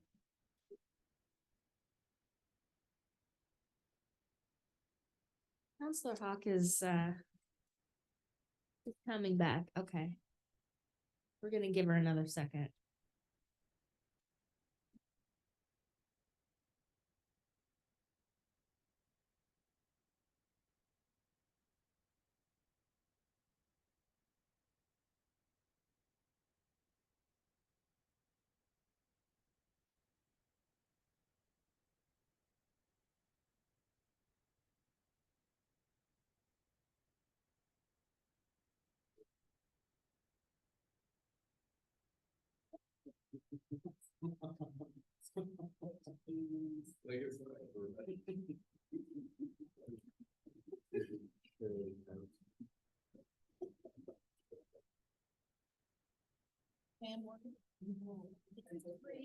Birthday present, drinking. What? I got, well, if that's a Beyonce fan, what have I got? I just say it.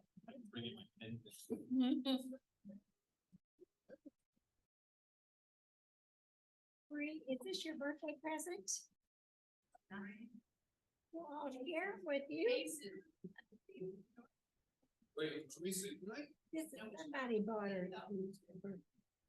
I'm kind of feeling we should. Hey, you said, didn't you sing for me or something like that?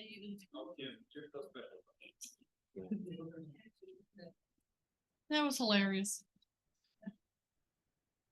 All right, we're gonna resume our budget session now. Thank you all for your patience.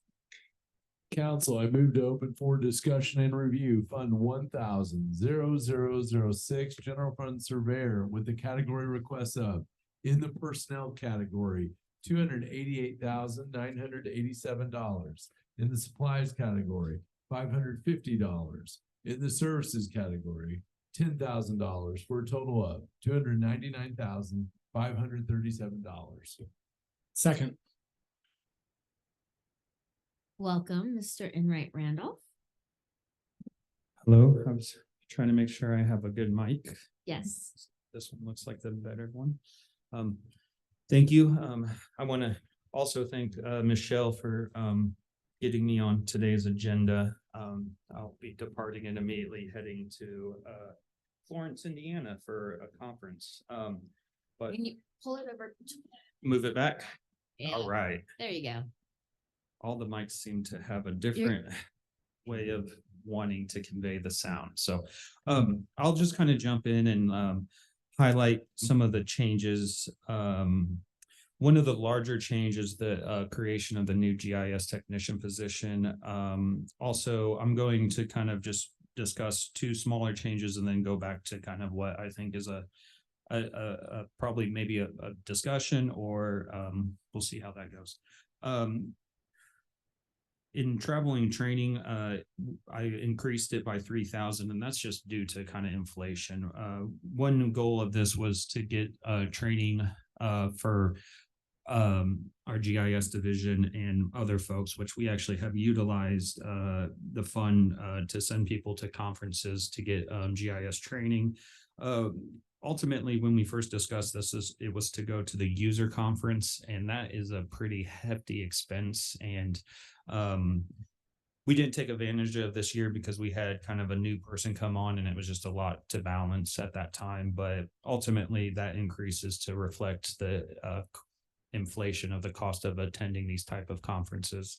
And then also added $500 on the dues because we're adding more members. There's the Indiana Geographic Information Council, where we actually pay for all the dues for Monroe County individuals. And I think we have about maybe 8 to 10 members so they're in various departments: planning, stormwater, auditor's office. I think there's a couple more offices I'm forgetting, but essentially that's why you see the increase. And then I'll go to kind of the elected official. I've been seeking for equal pay for other elected officials, and last year we looked at this and it was increased to 90% to the pay of other elected officials. But ultimately, I feel like I serve in a capacity where we don't do the same job, but I feel like the responsibilities and the duties are pretty heavy and very important to the county. So this is just my attempts to try to establish that equal pay. We did see a slight increase to the other elected officials last year, why we increased mine. So as we moved forward to equal pay, we also kind of didn't fully get there. So what quickly, I'll just say, as county surveyor, as elected county surveyor, I'm an ex officiated member on the plan commission. I'm also an ex officiated member on the drainage board. I'm also an ex officiated member on the stormwater management board, and I also oversee the surveyor review board. I oversee the geographic information system of the county. I oversee the public land surveying system of the county, and I attend state trainings and gather continuing education and stay on top of best practices and standard operations. And some of those core conferences I attend is the Indiana Association of Floodplain and Stormwater Management, the Indiana Geographic Information Council, which I'm currently the president of that association right now, and the Indiana Society of Professional Land Surveyors. And I also attend the Indiana or the Association of Indiana Counties.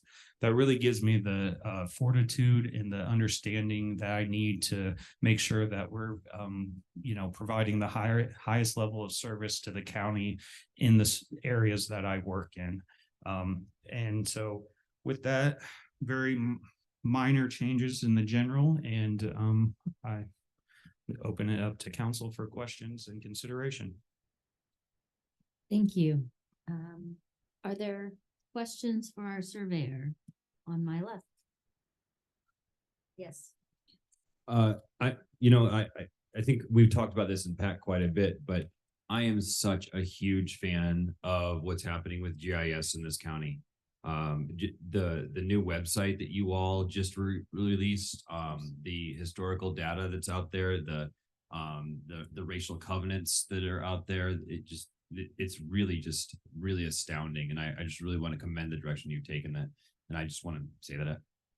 Thank you so much. And I guess that's another good point is, we have some very high qualified personnel in the surveyor's office that, we have to work well with. And it's great to have such a great team, but it's also a heavy responsibility as well. So, thank you. I really appreciate that. The GIS coordinator was restructured in 2019. So just in the last 4 years, we've been able to accomplish this, and I wouldn't have been able to do it without council support. Other questions or comments about the surveyor's budget? Yes. I guess this is a comment. I mean, first of all, yeah, I would agree with what Mr. Iverson said about the GIS program. It's just been terrific. And I think this is an important new position that we added. I'm all in favor of that one. On the elected official salary, I mean, I'm not necessarily even in disagreement with some of your arguments, but I kind of felt like we had a comprehensive discussion last year of elected official salaries. And I'm really not interested in kind of relitigating those decisions one by one this year. So I can't support that for the reason that we're not having that discussion this year.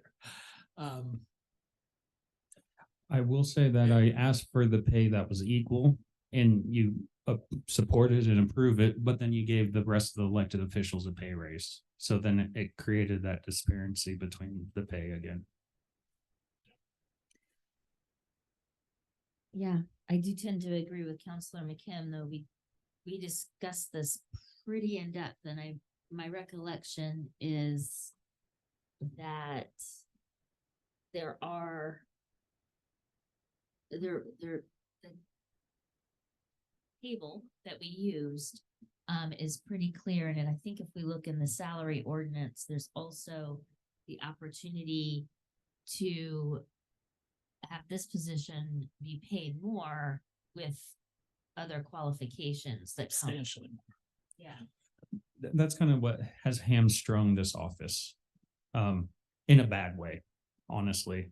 I want to make one other point. My pay is split. Only 75% of that comes out of the county general. The other 25 is out of the stormwater fee or budget. I do my absolute best to be a good steward of taxpayers' money. I never come to the council asking for anything outside of exactly what I need. And again, I'm not talking about exactly personally what I do outside of the state conferences. This is what this office does. It's as important to bring in someone qualified at the elected position as it is at the GIS coordinator or the survey technician. And I've been here for 18 years and I've seen a lot of councils come and go. And I really think that we've belabored this for a long period of time. And the amount of sacrifices we made out of the corner fund to help offset the financial impact on the county general is quite significant. But I'll leave it there. I have no other comments. Okay, thank you. Are there other questions or comments on this budget?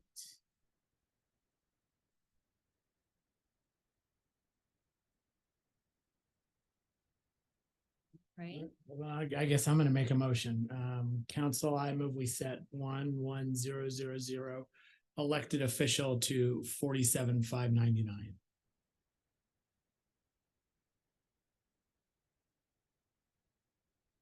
Second.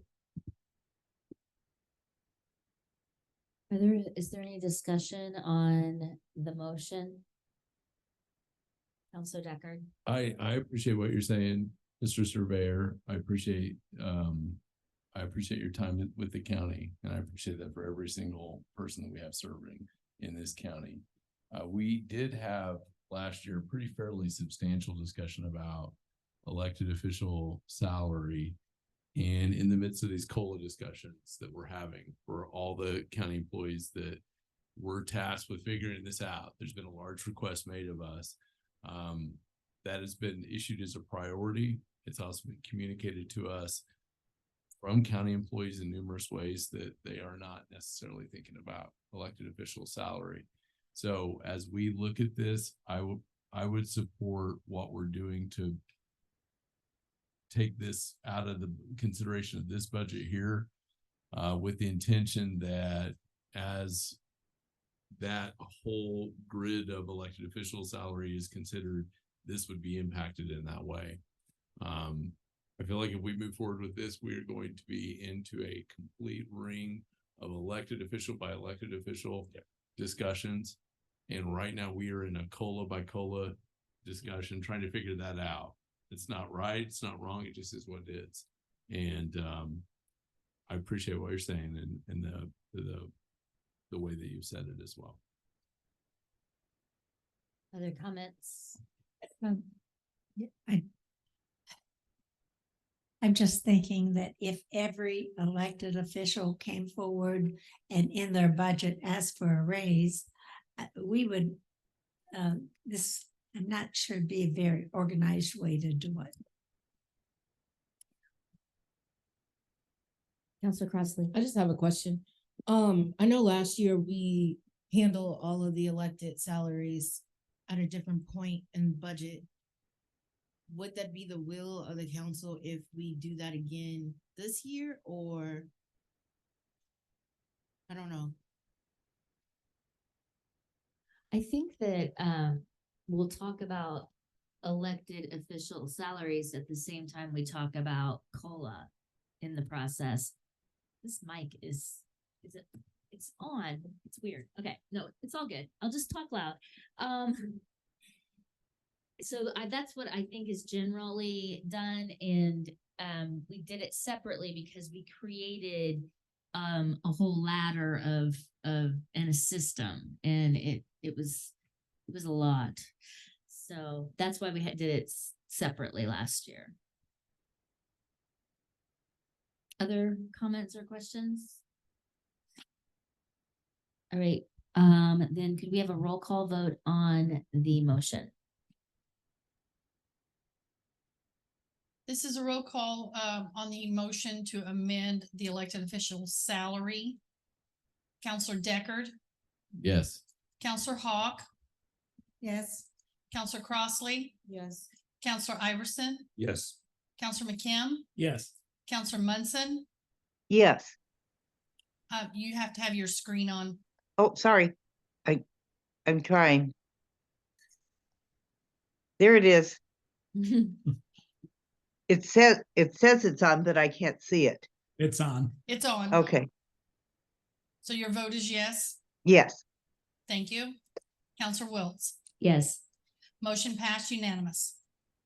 Thank you. Are there further? Yes. Yeah, so I'd like to know, what are your current thoughts on filling the professional surveyor position? Great question. We actually have two candidates. One's excited about it. The catch there is if I do offer the job, they can't start until January or February. And then another one that's supposed to get back with me within a week or two.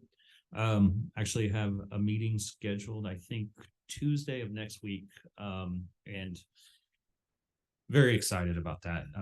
It's been a challenge, and I definitely am very optimistic just by the discussion. This will be our second interview, and the first one was great. I'll use their words that they feel like this is their pursuit of the last 5 years of their profession, which might complement my office extremely well, because then the survey technician will be working under a PS and start accruing hours. So there's hopes that maybe one day we could train a PS in-house. So very exciting news. Excellent. Well, I hope you are able to fill that position. And I want to say, that I do think you're doing a terrific job in the office. My issue with the salary was not about your salary. It was about not wanting to open that can of worms. Piecemeal. I understand. I had to sit by for 12 years, not allowed to open that can of worms. But when I took office, I decided to do it. Understood. Other questions or comments on the surveyor's budget? Seeing none, let's have a roll call vote for the surveyor general fund budget request. Counselor Wiltz, Yes. Counselor Munson, Yes. Counselor Deckard, Yes. Counselor Iverson, Yes. Counselor Hawk, Yes. Counselor McKim, Yes. Counselor Crossley. Yes. Motion passed unanimous. Thank you. Council, I move to open for discussion and review Fund 120200000 Surveyors Corner Perpetuation with the category requests of in personnel, $102,384. In supplies, $7,100.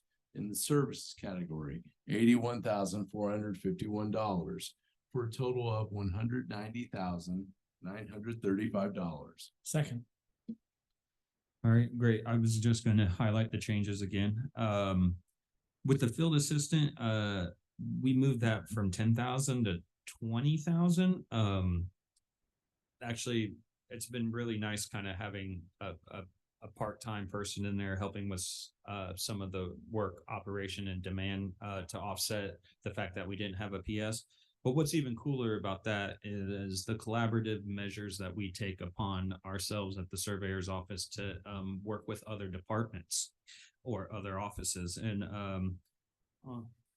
I talked with Auditor Smith before she left, but the part-time I had now left and is now the full-time parcel editor in the auditor's office. So we've been able to teach them skill sets that they're going to now incorporate into a career path serving the county in the GIS space. So again, it just shows you kind of what it really means to be county surveyor and to, you know, manage an office and to empower folks to seek careers and also then take those skill sets to, you know, serve the county. I'm just super excited and I wanted to share that today. Also, again, I budgeted 15,000 for part-time. We had $1 in there just to keep the line open. We actually brought the part-time person on the same time our field assistant had left. So they're incorporating some of the day-to-day duties, and we're doing some cross-training. Preserving that institutional knowledge is key. So again, this was to try to help with the work demand at the office, why we were hiring a PS. I guess what's really important here is this is a non-reverting fund. So if we don't actually spend this money down, it just reverts back to the surveyor corner fund. I'm currently hiring a field assistant. So if anyone knows someone that needs a part-time role, I'm looking for someone that can serve 28 hours a week. And they will get some very professional experience and acquire some great skills. So there's a plug, or just word of mouth. There we go. Just if you know anyone, please share it. Even if they're still pursuing schooling, we can accommodate their schedule. And I was very excited to kind of see the last person kind of move into a career path. So I think those are some incentives that my office can offer folks if they choose to come and serve as the field assistant. Outside of that, field clothing, it's actually really hard for me to get the technician and the field hand to spend that money down. But when we do, it does deplete pretty quickly at 450. So I moved it to 1,000. And then the geodetic control, I have that at 70,000, and that's all due to the council's goals of not encumbering funds. So currently I have not outstanding, but I have an obligation to pay for a service fee around, I think, 22 to 25,000 for this year. And what we did is kind of go into those agreements at the end of the year, and we encumbered that fund and then paid it out when they finished the job in that next year cycle. So the goal is to try to not encumber funds. So I'm just going to increase the request from what I have been doing at 50,000 to 70,000. That most likely will support 2 service agreements. Also in the geodetic control line is a corner documentation program where if a surveyor goes above and beyond the service they're providing for their client, they can fill out these documents, which gives us geodetic control in a tie sheet, and we'll pay them for that. It's something we put together quite some time ago, and the commissioners approved a local policy where we're able to kind of streamline this. Actually, I think that's kind of very interesting to know that the surveyor office actually, you know, works with the commissioners to create policy. So another very important role that the county surveyor provides the county. That's it. That's all I have. I open up to questions. Are there questions on this budget? Councilor McKim. Well, okay, so I guess now then looking at both of them together. So in the county general, you have 15,000 for an office manager part-time. And then in this budget, you have, let's see, another 20,000 for field assistant surveyor part-time, and then another 15,000 for part-time. Could we eliminate that duplicative part-time and move the office assistant into that? I mean, into Okay, that so line? well, this is something I had to work with council, and this talks about kind of, in my opinion, spending the corner fund inappropriately. The office manager deals with fiduciary matters. The corner fund is a dedicated fund for the perpetuation efforts of the county. It took quite some time to actually move that office manager outside of the corner fund. And that again was, our attempts to relieve the county general as much as possible. So that would not necessarily work. Again, this is kind of a non-reverting fund, so it all goes back into the corner perpetuation efforts.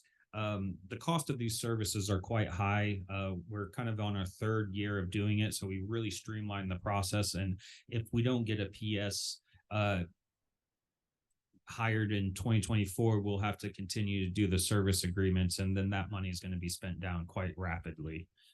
So this is kind of our efforts to make sure we meet our quota of 5% of perpetuating the county in the heightened standards that I set forth in 2016 when I created the professional surveyor position, and we had a PS in-house for 3.5 years. And I'm not going to go back on that. I'm going to continue to provide that level of service and that initiative with perpetuating out the county, but not just in like the old methods, but with like geodetic controls and such. And then we're able to use those to hopefully one day integrate into our parcel fabric, which will only complement the fact that the auditor brought over the field assistant to help manage that. So again, there's a lot of work at play.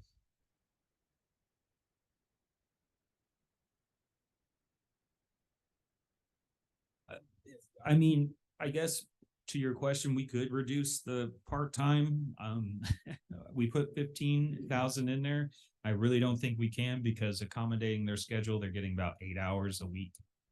But it's non-reverting, and it just allows us to have the flexibility. And but if you feel you want to find something to kind of trim down, we could easily move that to 5,000. I wouldn't ask for any less than that, because we have someone being paid out that line, and I don't know if that we'll offer them the field assistant position, because I really want someone at 28 hours a week for that role.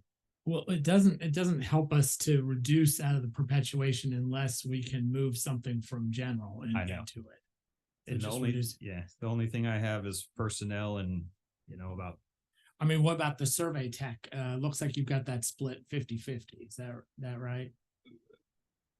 Correct.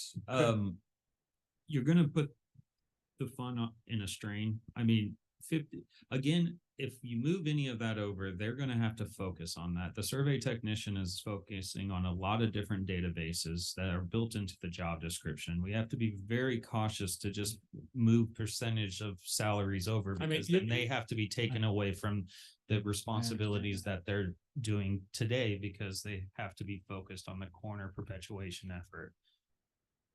I do understand that. We can't use them completely interchangeably.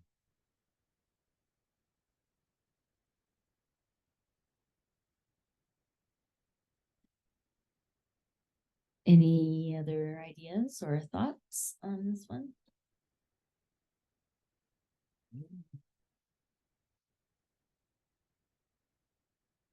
Yeah, not really.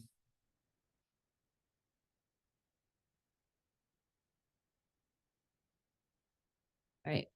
If there are no more questions, then we will have a roll call vote, please, on the surveyor's corner perpetuation fund budget request. Counselor Wiltz, Yes. Counselor Iverson, Yes. Counselor Crossley, Yes. Counselor McKim, Yes. Counselor Hawk, Yes. Counselor Munson, Yes. Counselor Deckard. Yes. Motion passed unanimous. Thank you. Have Thank a you. good rest of your evening. You too. Thanks. Now we are at item 8 on our agenda with the Public Defender's Office. Council, I move to open for discussion and review Fund 1000-0271, General Fund Public Defender, with the category requests of in personnel, $1,628,469. In supplies, $9,000. In services, $138,051, for a total of $1,775,500. $520. Second. Welcome. It's good Good to evening. see you all. Chairperson, members of the council. Pull your mic real close to you. Closer? Yeah, perfect. Okay. My name is Michael Hunt, and I have with me this evening Heather Stuffle, my administrative assistant. I have a 3-member board, and John Richards could not be here tonight, but we have Betsy Green and Joe Lozano. And they're on the board and have agreed to come tonight. And we have the county prosecutor, Erica Oliphant, who's also here to speak. We have 2 whatever you call them, budgets. And I know we don't have a lot of time, but I want to talk generally about them because we're intermixing, and the supplemental budget has only salaries, I think. So what I'd like to do is let them speak about our main request is more money for attorneys, because we can't hire anybody. I've had an opening since May and have had 1 applicant. Why that is, I don't know, and we can talk about that, but I'd like to have these people give brief their comments, and then they could leave if they want while we talk about other details. So I guess we can start with Betsy if you want to say anything. Let me give you a microphone. Very few people complain that they can't hear me. Good evening, everybody. Thank you for hearing us. I'll try to make this short. I don't know how many of y'all know this, but I actually started my career as a deputy prosecutor. I started as a government lawyer, and I loved being a government lawyer. And I loved representing the state. And I watched some really good public defenders represent people. And we need good lawyers in this position, and we have really good public defenders and good prosecutors in this county, and we're fortunate. But we're not going to keep them, and we're not going to get more good ones unless we raise the salaries. We just have not kept up. I can speak from some personal experience. My daughter graduated from law school and is working for Indiana Legal Services in Indiana, and their salaries are so low, they can't fill their positions either. So I really wish these are professional people who have gone to school for 7 years. Most of them are laboring under terrible student loans. And I would just request that you support the public defender's request and the prosecutor's request for that matter, to pay professionals a better rate. Good evening. I'm Joe Lozano. I'm another member of the board. And I just wanted to also give insight on comparing it to other counties. 50% of my caseload is in other counties. I go to Greene, Lawrence County, and Owen County, all that have public defenders' offices. In talking with their chief deputy public defenders, I think after their expected budgets, they're not going to have anyone that makes less than $80,000. And these are starting salaries. I know, for instance, in Greene County, there was an individual who I think we hoped would fill a public defender spot, where I think she could only be offered somewhere in the 50s, where I think she'll be starting in Greene County making 81 and maybe going up to 88 by next year, and it includes benefits. And I did also ask, what are your caseloads like? And their caseloads are somewhat lower than what they are here. For instance, in Greene County, they don't do their appeals. We do our own appeals here. They contract those out. And also in Lawrence County, once they hit what they think are their caps on their caseloads, they tell the courts, we're not taking appointments anymore. You get outside counsel to handle that. I know because I've had Judge Klein and Judge Sleeve in the past give me cases as a private attorney and say, you're going to do your part. You practice here, you're going to take some cases. So I think that the real issues, and it's not unique to Monroe County. Lots of counties are feeling the crunch of not being able to attract attorneys because we have a shortage in Indiana. But what the response of the other counties are to offer higher salaries. What's been commonly referred to as attorney stealing. In fact, I was in Davies County last week where the prosecutor's office needs to fill a position. And they said, hey, can you talk to a couple of Monroe County deputy prosecutors for us? Okay. And they said, look, we're going to offer $95,000 per year. They'll go up to 105 for a deputy prosecutor spot. And we understand it's an hour-long drive, but you don't have to be in the office 2 days of the week. You work from home. So I think this is going to be a continuing problem that we're going to have. And, you know, from my own experience, I started off as a Monroe County prosecutor. I left in 2010. I think when I left, I was making $63,000. That's back in 2010. I don't know if everyone there makes that now at the prosecutor's office. And I would say it helps retaining talent because at the time I'd been recruited by a couple of law firms, but I wanted to stay. And part of it was some of those places couldn't match my salary at that time. And I made decisions based on what I wanted to do professionally, not just based on money. And let's face it, if you want to be a career prosecutor, if you want to be a public defender, the money helps, but to retain the people who really want to do that work, because I don't care how much you get paid to be a public defender, it could be thankless work. Okay.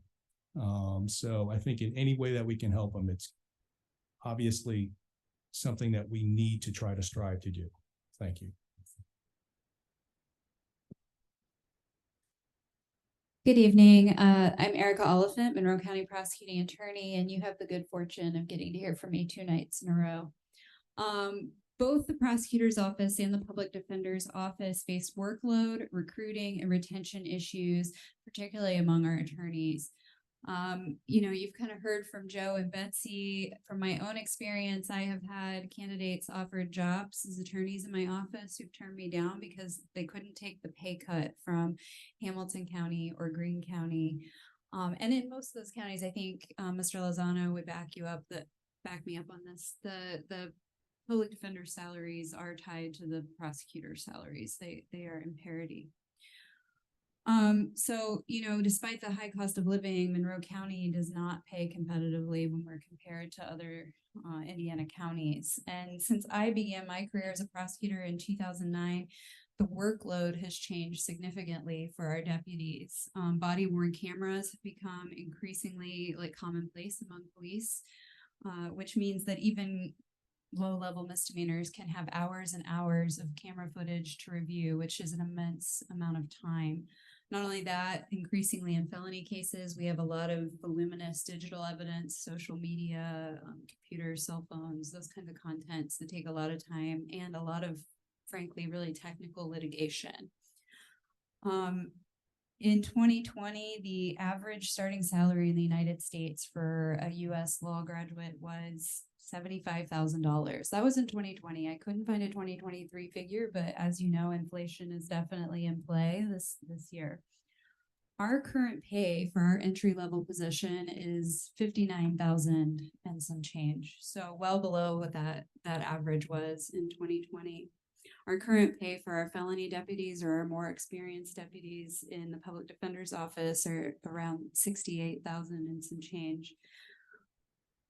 Those are very low salaries for the amount of education that we are expected to have to do these jobs. I was telling Counselor McKim before we got started here, when in 2018, I was a deputy prosecuting attorney. I was at the 8-year salary pay. I had a $900 a month student loan payment. It's hard. Like, it's just not enough money for our people. And so if you want to continue to have quality attorneys doing this work, if you want to make sure that our victims, our defendants, and everybody have their rights represented in court, we need to be sure that we can recruit and retain quality people to do the work. Thank you. Thank you. I don't want to take over the meeting, but these people are gracious enough to be here. If anybody had any questions of them, I'm going to say they can leave if you don't. Are there questions? Thank you. Thank you very much. So, thank you very much for being here. Coming. Thank you. Thank you. We, as I understand it, submitted a budget and then got to thinking about this, how we could make it easier for everyone, and we had some changes which we submitted, but I don't think they made it onto your sheets. Ms. Stuffle can go through individually and do that. The only thing I want to say about well, let me tell you two things that are good, I guess. You know, we're part of this bail project that was started 2 or 3 years ago, and last year, and it provided for one attorney, and that was through Judge Dekoff's purview and Troy Hatfield, who does the figures over there in the probation office, but it provided for an attorney position to go to bail hearings. We were the beneficiary of that. Then last year, for whatever reason, they cut that, and it was cut from almost $100,000, I think, to $15,000 in the attorney position. And so we came to the council and said, we need help, because they didn't tell us till right before the budget hearings. And you people gave us the other part of that money to fill out that position.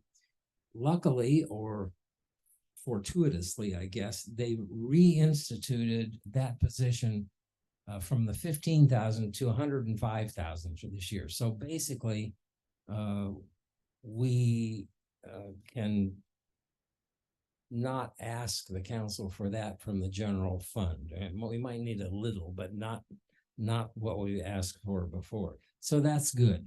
The other thing, I just got news, we have 2 people called system navigators who work in the children in need of services and termination cases, and really are kind of like paralegals, but they deal with the children and the families.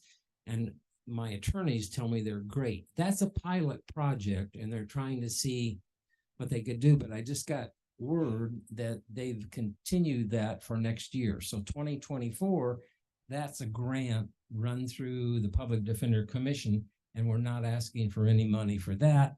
And he also told me that going further from that into 2025, they might cut back, but it would be a share, whether it's 50-50, the county or the grant or whatever. But we're happy with that. So we have 2 of those positions that are totally funded out of that grant. Having said that, so what we're basically asking for is, and we went through the budget and tried to cut some where we could, just in our general budget.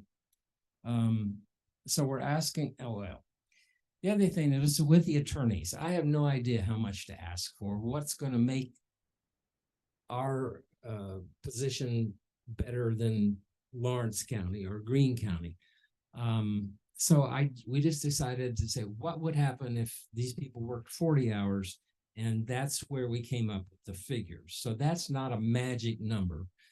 It's just an estimate of where it might put the positions up, the salaries up enough to try to hire somebody. As I said, I don't know if I just told Mr. McKim or not, but we've had a position open since May, and I've had 1 applicant,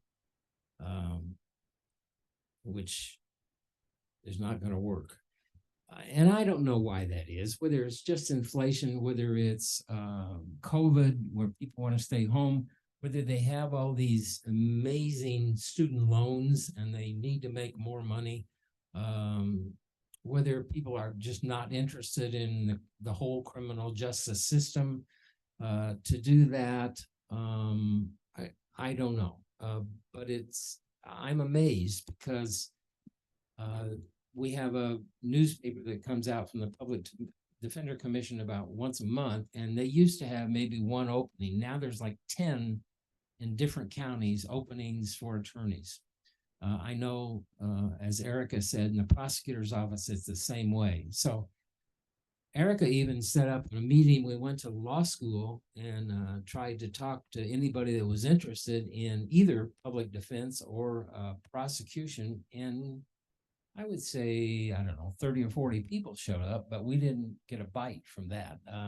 And she had some other people come down from a public defender's office, I think up north somewhere, and talk also. So I just know it's there, and I'm amazed because every time I had a position before, I would usually have 8 to 10 applicants. And now, like I say, I've had one in 4 months. So that's why we're asking that primarily. In trying to go over that, then the other thing that comes in with the supplemental fund is the supplemental fund is what we get back from the commission on our 40% reimbursement. That's fairly steady, and that's added to any fees that that the defendants might have to pay if they can pay them. So they might, on a felony, they may have to pay $150. If they can't pay it, then that's excused, but we get some money from that. That brings in roughly $1 million a year from that program. Unfortunately, lately, in the past 3 or 4 years, we've been spending more than that, like $1.2 million or $3 million out of that fund. So that fund is getting depleted.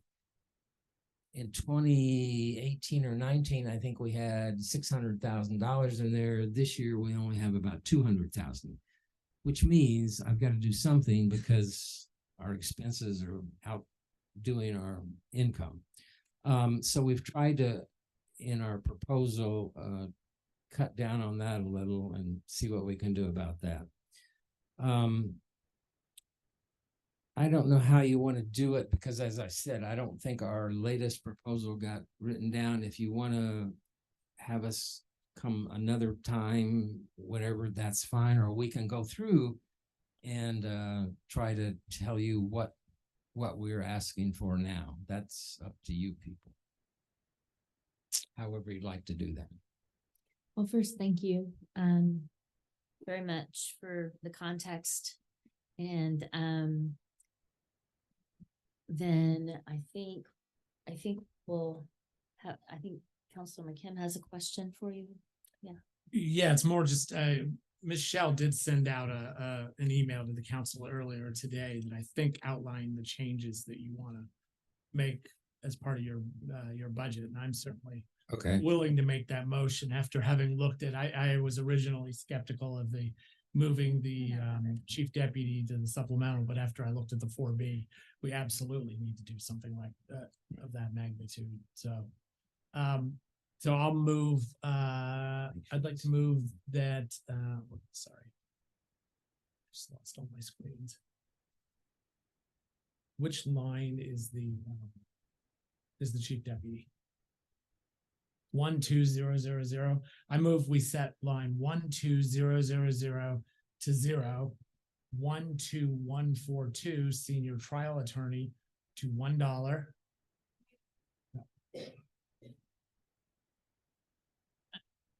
So sorry, did I get it wrong? the chief deputy is already at 0. Oh, so this has already been. No, the chief deputy is in the supplemental. The entire amount of the chief deputy. Oh, I'm sorry, I said it the wrong way. Sorry. Okay. I apologize. 1, 2, let's see, was that 000 to 133,626?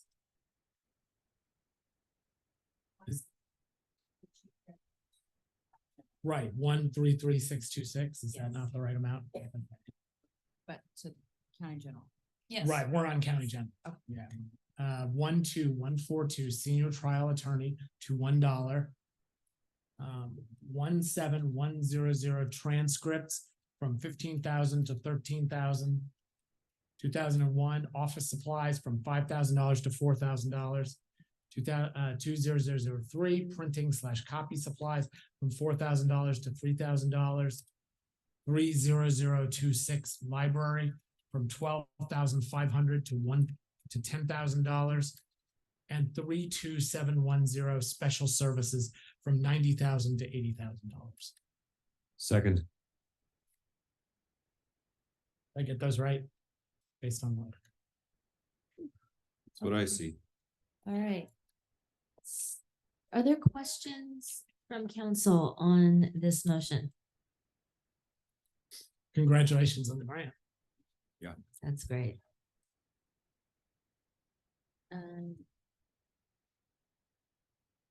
Yeah, Let me add one thing. This request on the attorneys, includes 14 people. So it does not include myself and the chief deputy because ours are separate. So we're not involved in it. okay. But this vote is just on those corrections that we made. Yeah, all right. When you're ready, we will have a roll call vote on the changes outlined by Counselor McKim. Counselor Munson, Yes. Counselor Hawk, Yes. Counselor Deckard, Yes. Counselor Wiltz, Yes. Counselor Munson. Oh, sorry. Counselor McKim, Yes. Counselor Iverson, Yes. Counselor Crossley. Yes. Motion passed unanimous. All right. So that's cleaned up. And now looking more generally at the general fund budget, do we have any questions from council? I do, but if somebody else would like to talk first. Counselor Hawk, did you have? No. So are we prepared to move it to a 40-hour work week? I mean, how many hours are they actually working? Do they hit a time clock, and when their 35 hours are up, do they get comp time, or what are we doing with that? No, they're exempt under the exempt. And so the attorneys, they're supposed to work 35 hours a week or 70 every 2 weeks. And so they do that, but then if they're in trial or something, they could be 100 hours and they get no comp time or benefits from that at all. Right. Well, actually, I did know the answer to that because I know they're exempt. But I just wanted to make sure we understand what this means is he wants a raise for these folks. Yes. Doesn't mean they're going to be working more hours or less hours. They're still going to work whatever hours it takes to get the job done. That's right. Right, and he's been quite upfront Right, about that. right. That's the goal. But you know what? There's a lot of public listening to. Okay, I just want to make And sure. other departments. And you know, the average employee, if they work more hours, they get the comp time or they get overtime. And this is not the case with your attorneys. That's correct. So I'm just, I mean, you may all know that, but folks at home may not know that. So I'm really struggling with this one. Here's my dilemma. Obviously, we want to give everybody an increase, a decent increase this year. And I think we've been talking about that in almost every budget decision we make. There's multiple ways to do it. And certainly moving from 35 to 40 is a way to do it. We could, one solution would be to move them from 30 to 40, but also not give the attorney positions a very large cost of living increase. The problem is that would that would put the county attorneys, it would screw them over, basically, the county attorneys. And to some degree, we've kind of made this problem for ourselves by making the county attorneys 40 hours and the other attorneys not 40 hours. So there's no good way out of this dilemma.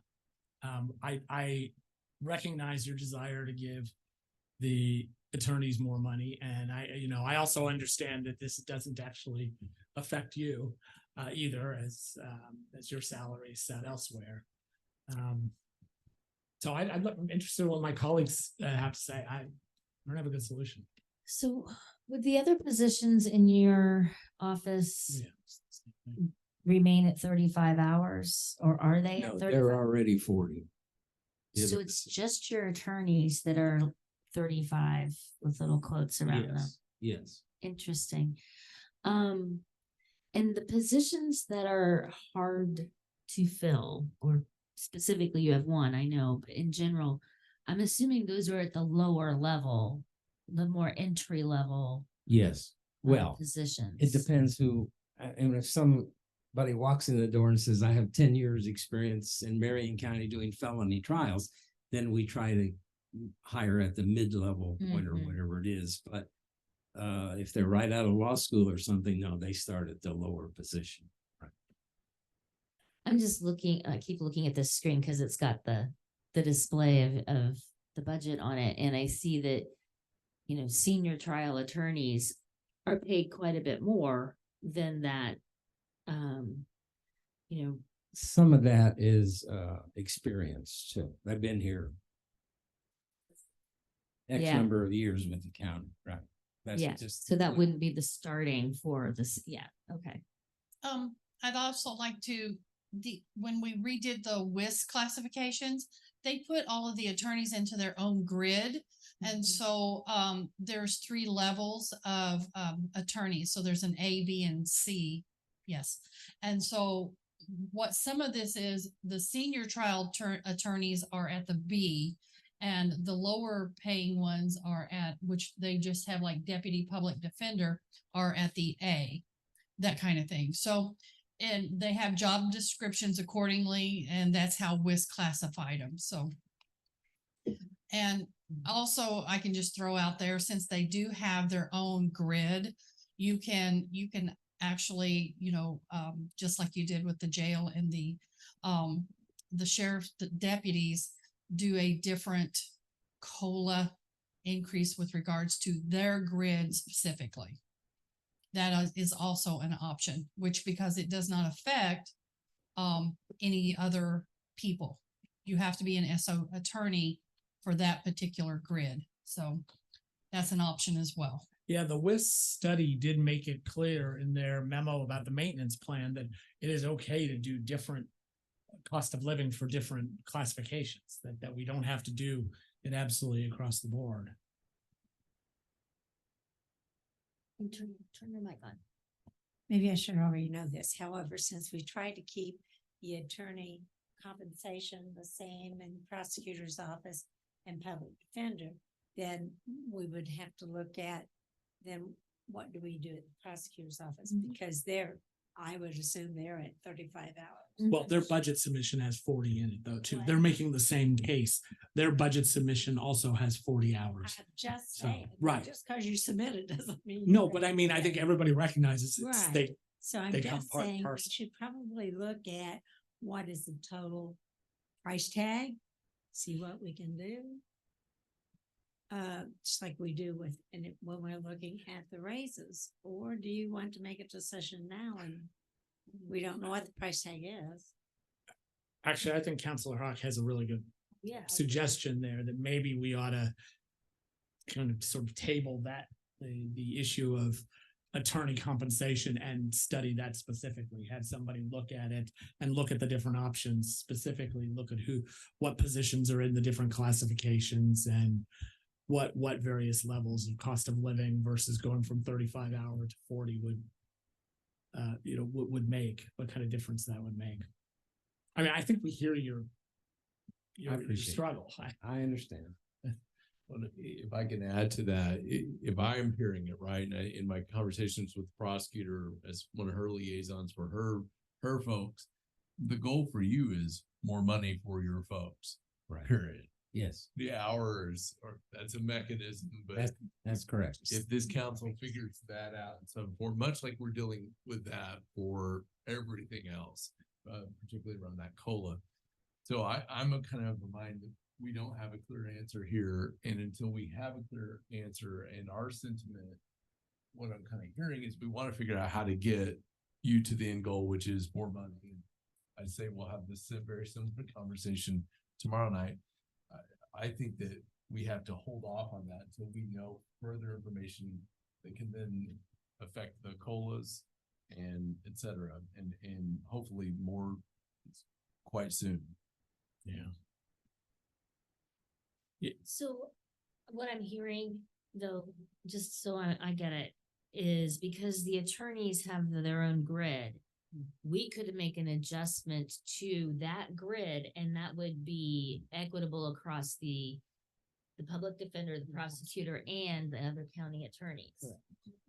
And But I'm not saying I'm opposed to this. I'm just saying, I think as county council member, we, I like to look at the numbers. yeah, we have a couple of different options. That doesn't surprise you at all. No, it does. Go back. So council, I move we set for the purposes of this budget, we set all the attorney positions back to 35 hours with the intention of before the end of the budget process of studying all the attorneys together. Second. Are there any questions or further comment on that motion? Again, can I offer a comment here? Yes. For anyone watching this evening, taxpayers or folks that work for this county, I want to be very clear. Our goal is to get to a reasonable goalpost that we can figure out. We know that that's important to you. We again have to do our diligence to figure out the mechanism by which we can do that successfully for this county. So we want you to know that. That's what this means.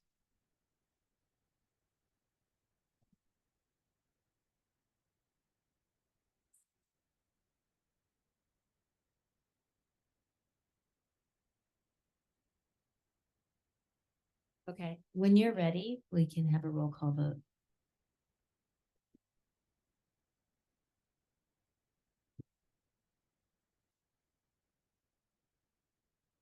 This is a roll call vote on the amendment to move the attorneys back to 35-hour salaries until later. Counselor Hawk, Yes. Counselor Deckard, Yes. Counselor Wiltz, Yes. Counselor McKim, Yes. Counselor Iverson, Yes. Counselor Crossley, Yes. Counselor Munson. Yes. Motion passed unanimous. And I will try and get some numbers to you. I may not get them tomorrow, but hopefully by Thursday. Okay, sure. Yeah, it'd be great to have them over the weekend, but Okay. to look over. Yeah. Because that's what we do all weekend, every weekend. We This time pour- of year. We pour over spreadsheets of data. Yeah. It's fun. I would say this, there, you're right. Tomorrow, I know Ms. Oliphant is gonna ask the same thing, so. Yeah. Then those could be included in the conversation. Exactly, Yeah, yeah, exactly. absolutely. That's what, Yeah. that's what I think Yep. we're aiming for, is to think about it all at once. Are there questions or comments on the rest of the budget? I do appreciate you reducing what you could just to, I know. in Well, support of we the just, effort. and some of that, we had an increase in special services, which goes to experts and things. This year, we asked for more money. We cut back on that some, but we keep we keep getting these murder or attempted murder cases, which require extra money. So we didn't cut that a lot, but we cut it what we thought we could justify. The other thing I guess I would ask you to consider is whether we move the chief deputy from the supplemental to the general, which we've asked, so. Oh, we did that. Oh, they said yes. Yep, we are. Okay, fine. Yeah, after I looked at your 4B, I completely agree. You did. All right. Other questions on this budget? Seeing none, then could we have a roll call vote on the Public Defender's General Fund budget request? Counselor Deckard, Yes. Counselor Wiltz, Yes. Counselor McKim, Yes. Counselor Iverson, Yes. Counselor Crossley, Yes. Counselor Munson, Yes. Counselor Hawk. Yes. Motion passed unanimous. Thank you. Council, I moved to open for discussion and review fund 12000000 Public Defender Supplemental with a category request of, in the personnel category, $1,335,311 for a total of the same. Second. All right. I don't know that I have anything more to say about this, other than I think there was some suggestions to us from the payroll administrator and the council administrator that we do away with the splits. We had budgets or salaries split, and so it makes it a lot easier for people that deal with the budgets on both sides to do that. So that's what we tried to do, is do away with the splits and put some people in the supplemental and some people in the general. Council, I move we set line 12000 chief deputy to 0. Second. Any question, conversation about that motion? Could we have a roll call vote, please? Counselor Wiltz, Yes. Counselor Deckard, Yes. Counselor Hawk, Counselor Crossley, Yes. Counselor McKim, Yes. Counselor Iverson, Yes. Counselor Munson. Yes. Motion passed unanimous. Okay, any other things on this budget that we want to discuss? Oh, right, we have all those positions. Yeah. Oh, yeah, council, I move we set all the attorneys to back to 35 hours. Second. Thank you. We have a roll call vote, please. Counselor Deckard, Yes. Counselor Munson, Yes. Counselor Wiltz, Yes. Counselor Iverson, Yes. Counselor Hawk, Yes. Counselor McKim, Yes. Counselor Crossley. Yes. Motion passed unanimous. I would say that, of course, then is going to change the FICA and the PERF and some of those, but that's. Yes. Oh, yes. Good times. Yeah, we figured it's better not to just do individual motions for those things. They're just calculated. Anything, any further discussion for the supplemental fund? Okay. In that case, could I have a roll call vote on moving forward with the Public Defender's Supplemental Fund budget request? Counselor Hawk. Did you say yes? Oh, Yes. thank you. Sorry. Counselor Crossley, Yes. Counselor McKim, Yes.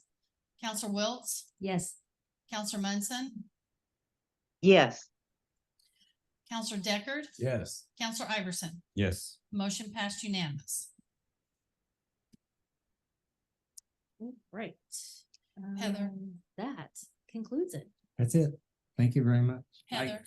Could do like I'm Go sorry. ahead. No, go ahead. I could do like the gentleman before me, and if anybody knows anybody that wants to be a public defender, send them to me. Should just run our ads for positions Right. that, yeah. Did you have something else? Yeah, I was just gonna tell Heather, I'll work on all those amendments and everything, and then I'll have you proof them before I finalize it. Okay? All right. This brings us to item number 9 on the agenda with our recorder's office. Council, I move to open for discussion and review Fund 1,000,004 General Fund Recorder with a category request of in personnel $383,732 for a total of the same. Second. Welcome, Ms. Swain. It's good to see you. Hello, everyone. Good Yeah. to see you for my first budget meeting know. review with the council. Pretty exciting.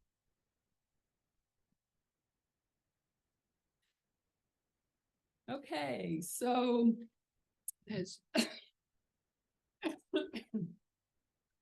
the amounts for our office for this fund are determined by you because all of it is payroll.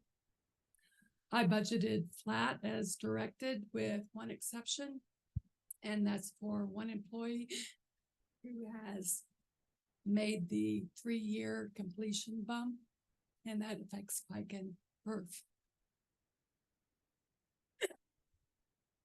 So other than that, there are no changes. It pays for the elected official, the chief deputy, and 3 of the 6 deputy recorders. Any Okay. questions? That's pretty straightforward. Are there any questions? Yes, Counselor McKim. Yes, can any part of any of those positions be moved to the Recorder's Perpetuation Fund? The perpetuation fund right now pays for 3 of the 6 deputies. 1 of those is full-time. 2 of those are part-time. The other things that are paid for out of perpetuation, which usually come out of county general for other departments, are office supplies, printing and copy supplies, postal supplies, archival space supplies, which serves all county departments, not just the recorder's office, equipment, dues, and most of our contractual expenses. So it is a consideration, but I would like to hold off since this is just a review and not the final vote. Revenues have been down a little bit this year because of the crazy increases in mortgage rates, which have been caused by the Federal Reserve. Another thing that is also down is refinancing is almost at a standstill because of those high rates. The Federal Reserve has increased interest rates because they want to curb inflation, which was more than 9% last July. It was down to 3.2% this July, but they really want it down to 2%. They have their next 2-day meeting next week on September 19th. And so we might know a little bit more whether there is going to be any relief from that and whether or not revenues will go up.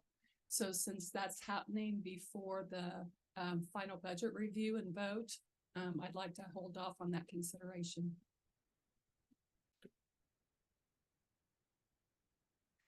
Are there other questions on the recorder's budget?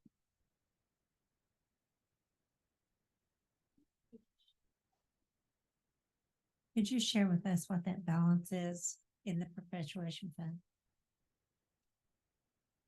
In the Balance perpetuation fund? Balance in perpetuation, yes. Okay.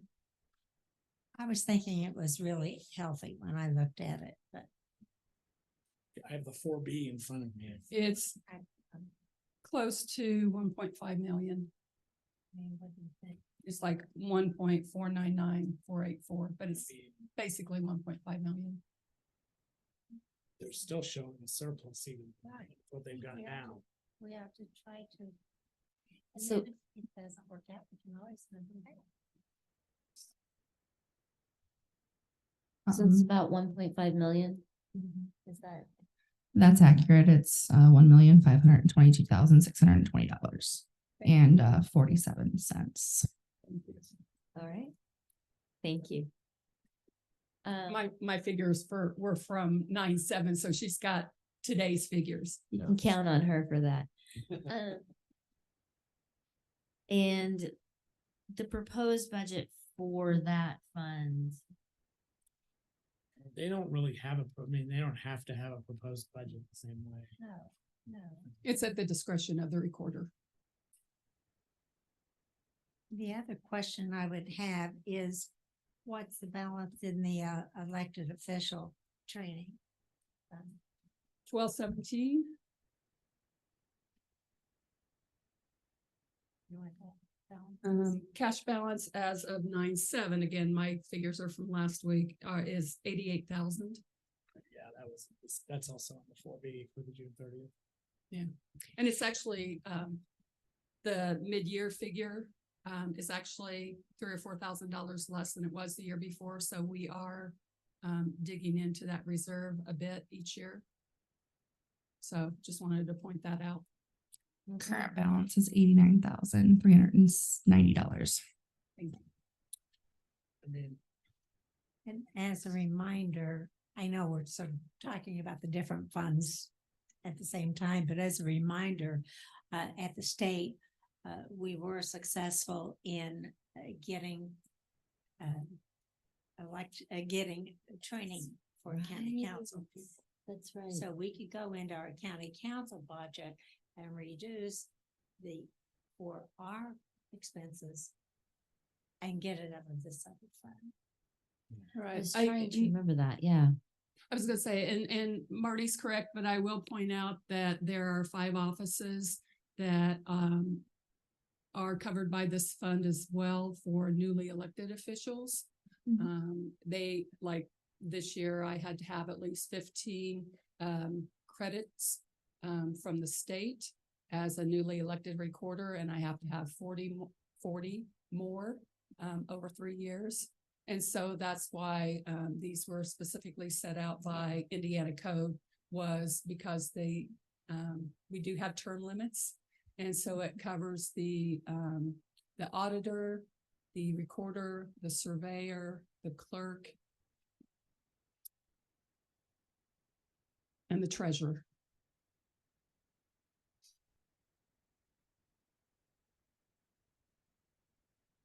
Also, part of the legislation said that the dollars from there, if it was building up too much, could be then switched over into the perpetuation fund. Mhm. Just little update. Yeah.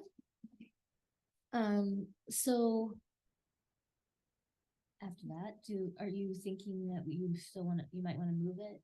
Well, I mean, I'm, yeah, it seems to me that the balance in the perpetuation fund is more than healthy. So I'm definitely concerned. What is this piece of information that you're waiting on to decide? What's going to happen with interest rates that will directly affect revenues for 2024. I did budget for modest growth, anticipating continued uncertainty through fourth quarter this year and first quarter 2024. If the Fed is content with leaving mortgage rates where they are, the market will steady and revenues will go up for the recorder's office. That funds not only our department, but other departments as well in various budget lines. It's part of the rent. Yeah. Yeah. That's true. Well, we can't force. We can't force you to Right. do it. We can just reduce the kind of deficit. shame you into doing it. I'm not opposed to the suggestion. I just would like to hold off until that event. And also, there are a couple of questions that I have about the budget in general that I'm going to address with the auditor tomorrow. So Why don't we continue this budget then? Clearly, the interest rate affects the entire county government. And in different ways, because Everybody in different. yeah. I mean, wanting to talk about what the auditor about is not an unreasonable. I did bring this up to her after 4 o'clock today, so it's not an unreasonable thing to talk. So I move we continue this budget. Okay. Second. You have a date in mind that Are you want wanting to continue it until I Thursday? Do not have. Do you want to, are you thinking at the end? Yes. Do you, I was just gonna say we could continue it to the work session. Do you want to do that? Yes. Are you? the which session? The work session, which is September 26th. I will be at the Association of Indiana Counties Annual Conference that week. Lucky you. The next available would be October 3rd, which is the public hearing. Yes. Who's gonna be gone for the annual conference? It's the Association of Indiana Counties, so it's a state called conference. We have to be there. And that will also come out of the 1217 elected officials training budget. So there are additional expenditures this year for that. Mm-hmm. The one in French Lick. Yes. Yeah. No, we have a work session. We should all be there. We have a work session in front of Why are we doing work session on this week? I don't know, but I'm Because we have other jobs. just continuing. Yeah, I'm just moving to continue this At a later date. until later. Yeah. Okay. I'm not That- specific. Okay. And I appreciate the recorder keeping an open mind about that, looking at our options and considering what the Fed's doing. That's awesome. So. Yeah. Yeah, a lot to think about. Was there Um, a second? I apologize. Yes. I think I Thank did. you. So are there questions or comments on the motion to continue? Could we have a roll call vote, please?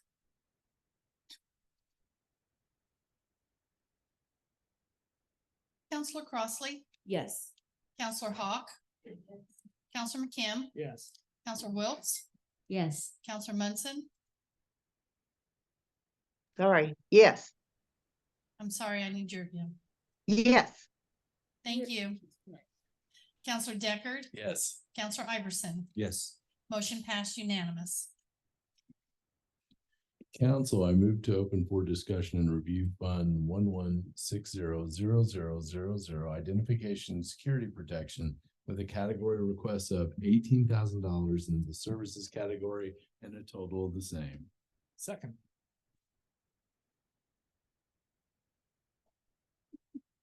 I don't think so. That That was happened. strange. That happened yesterday too. It's that one channel you don't want to. Okay. This particular budget, here we go, contractual. Can you tell us about this? It's, the one contractual expense that isn't paid out of perpetuation is this one. And it's for the redaction of social security numbers and other confidential information in documents. It's paid for out of 1160. We bring in the revenue for this per Indiana Code 36-7.56. And we are required by Indiana Code 36-7.58 to search for and redact any social security numbers found in a document. So we fund it and we expend it to fulfill Indiana Code requirements. All right. Are there questions? In that case, could we have a roll call vote, please?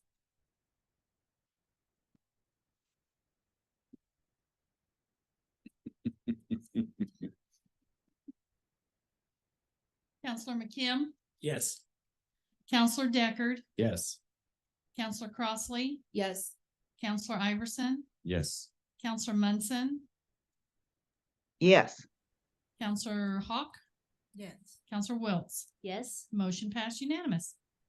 Excellent. Council, I move to open for discussion and review Fund 12170000 county elected officials training with a category request of, in the services category, $20,000 and a total of the same. Second. Okay, we've talked a little bit about this fund already. I only did a modest increase of $2,000. Gas prices are going up. Again, there are state board called conferences that we have to attend. And so that's, cost of living increase for the expenses, I guess you could say. Okay, are there questions about this fund? All right, seeing none, could I have a roll call vote?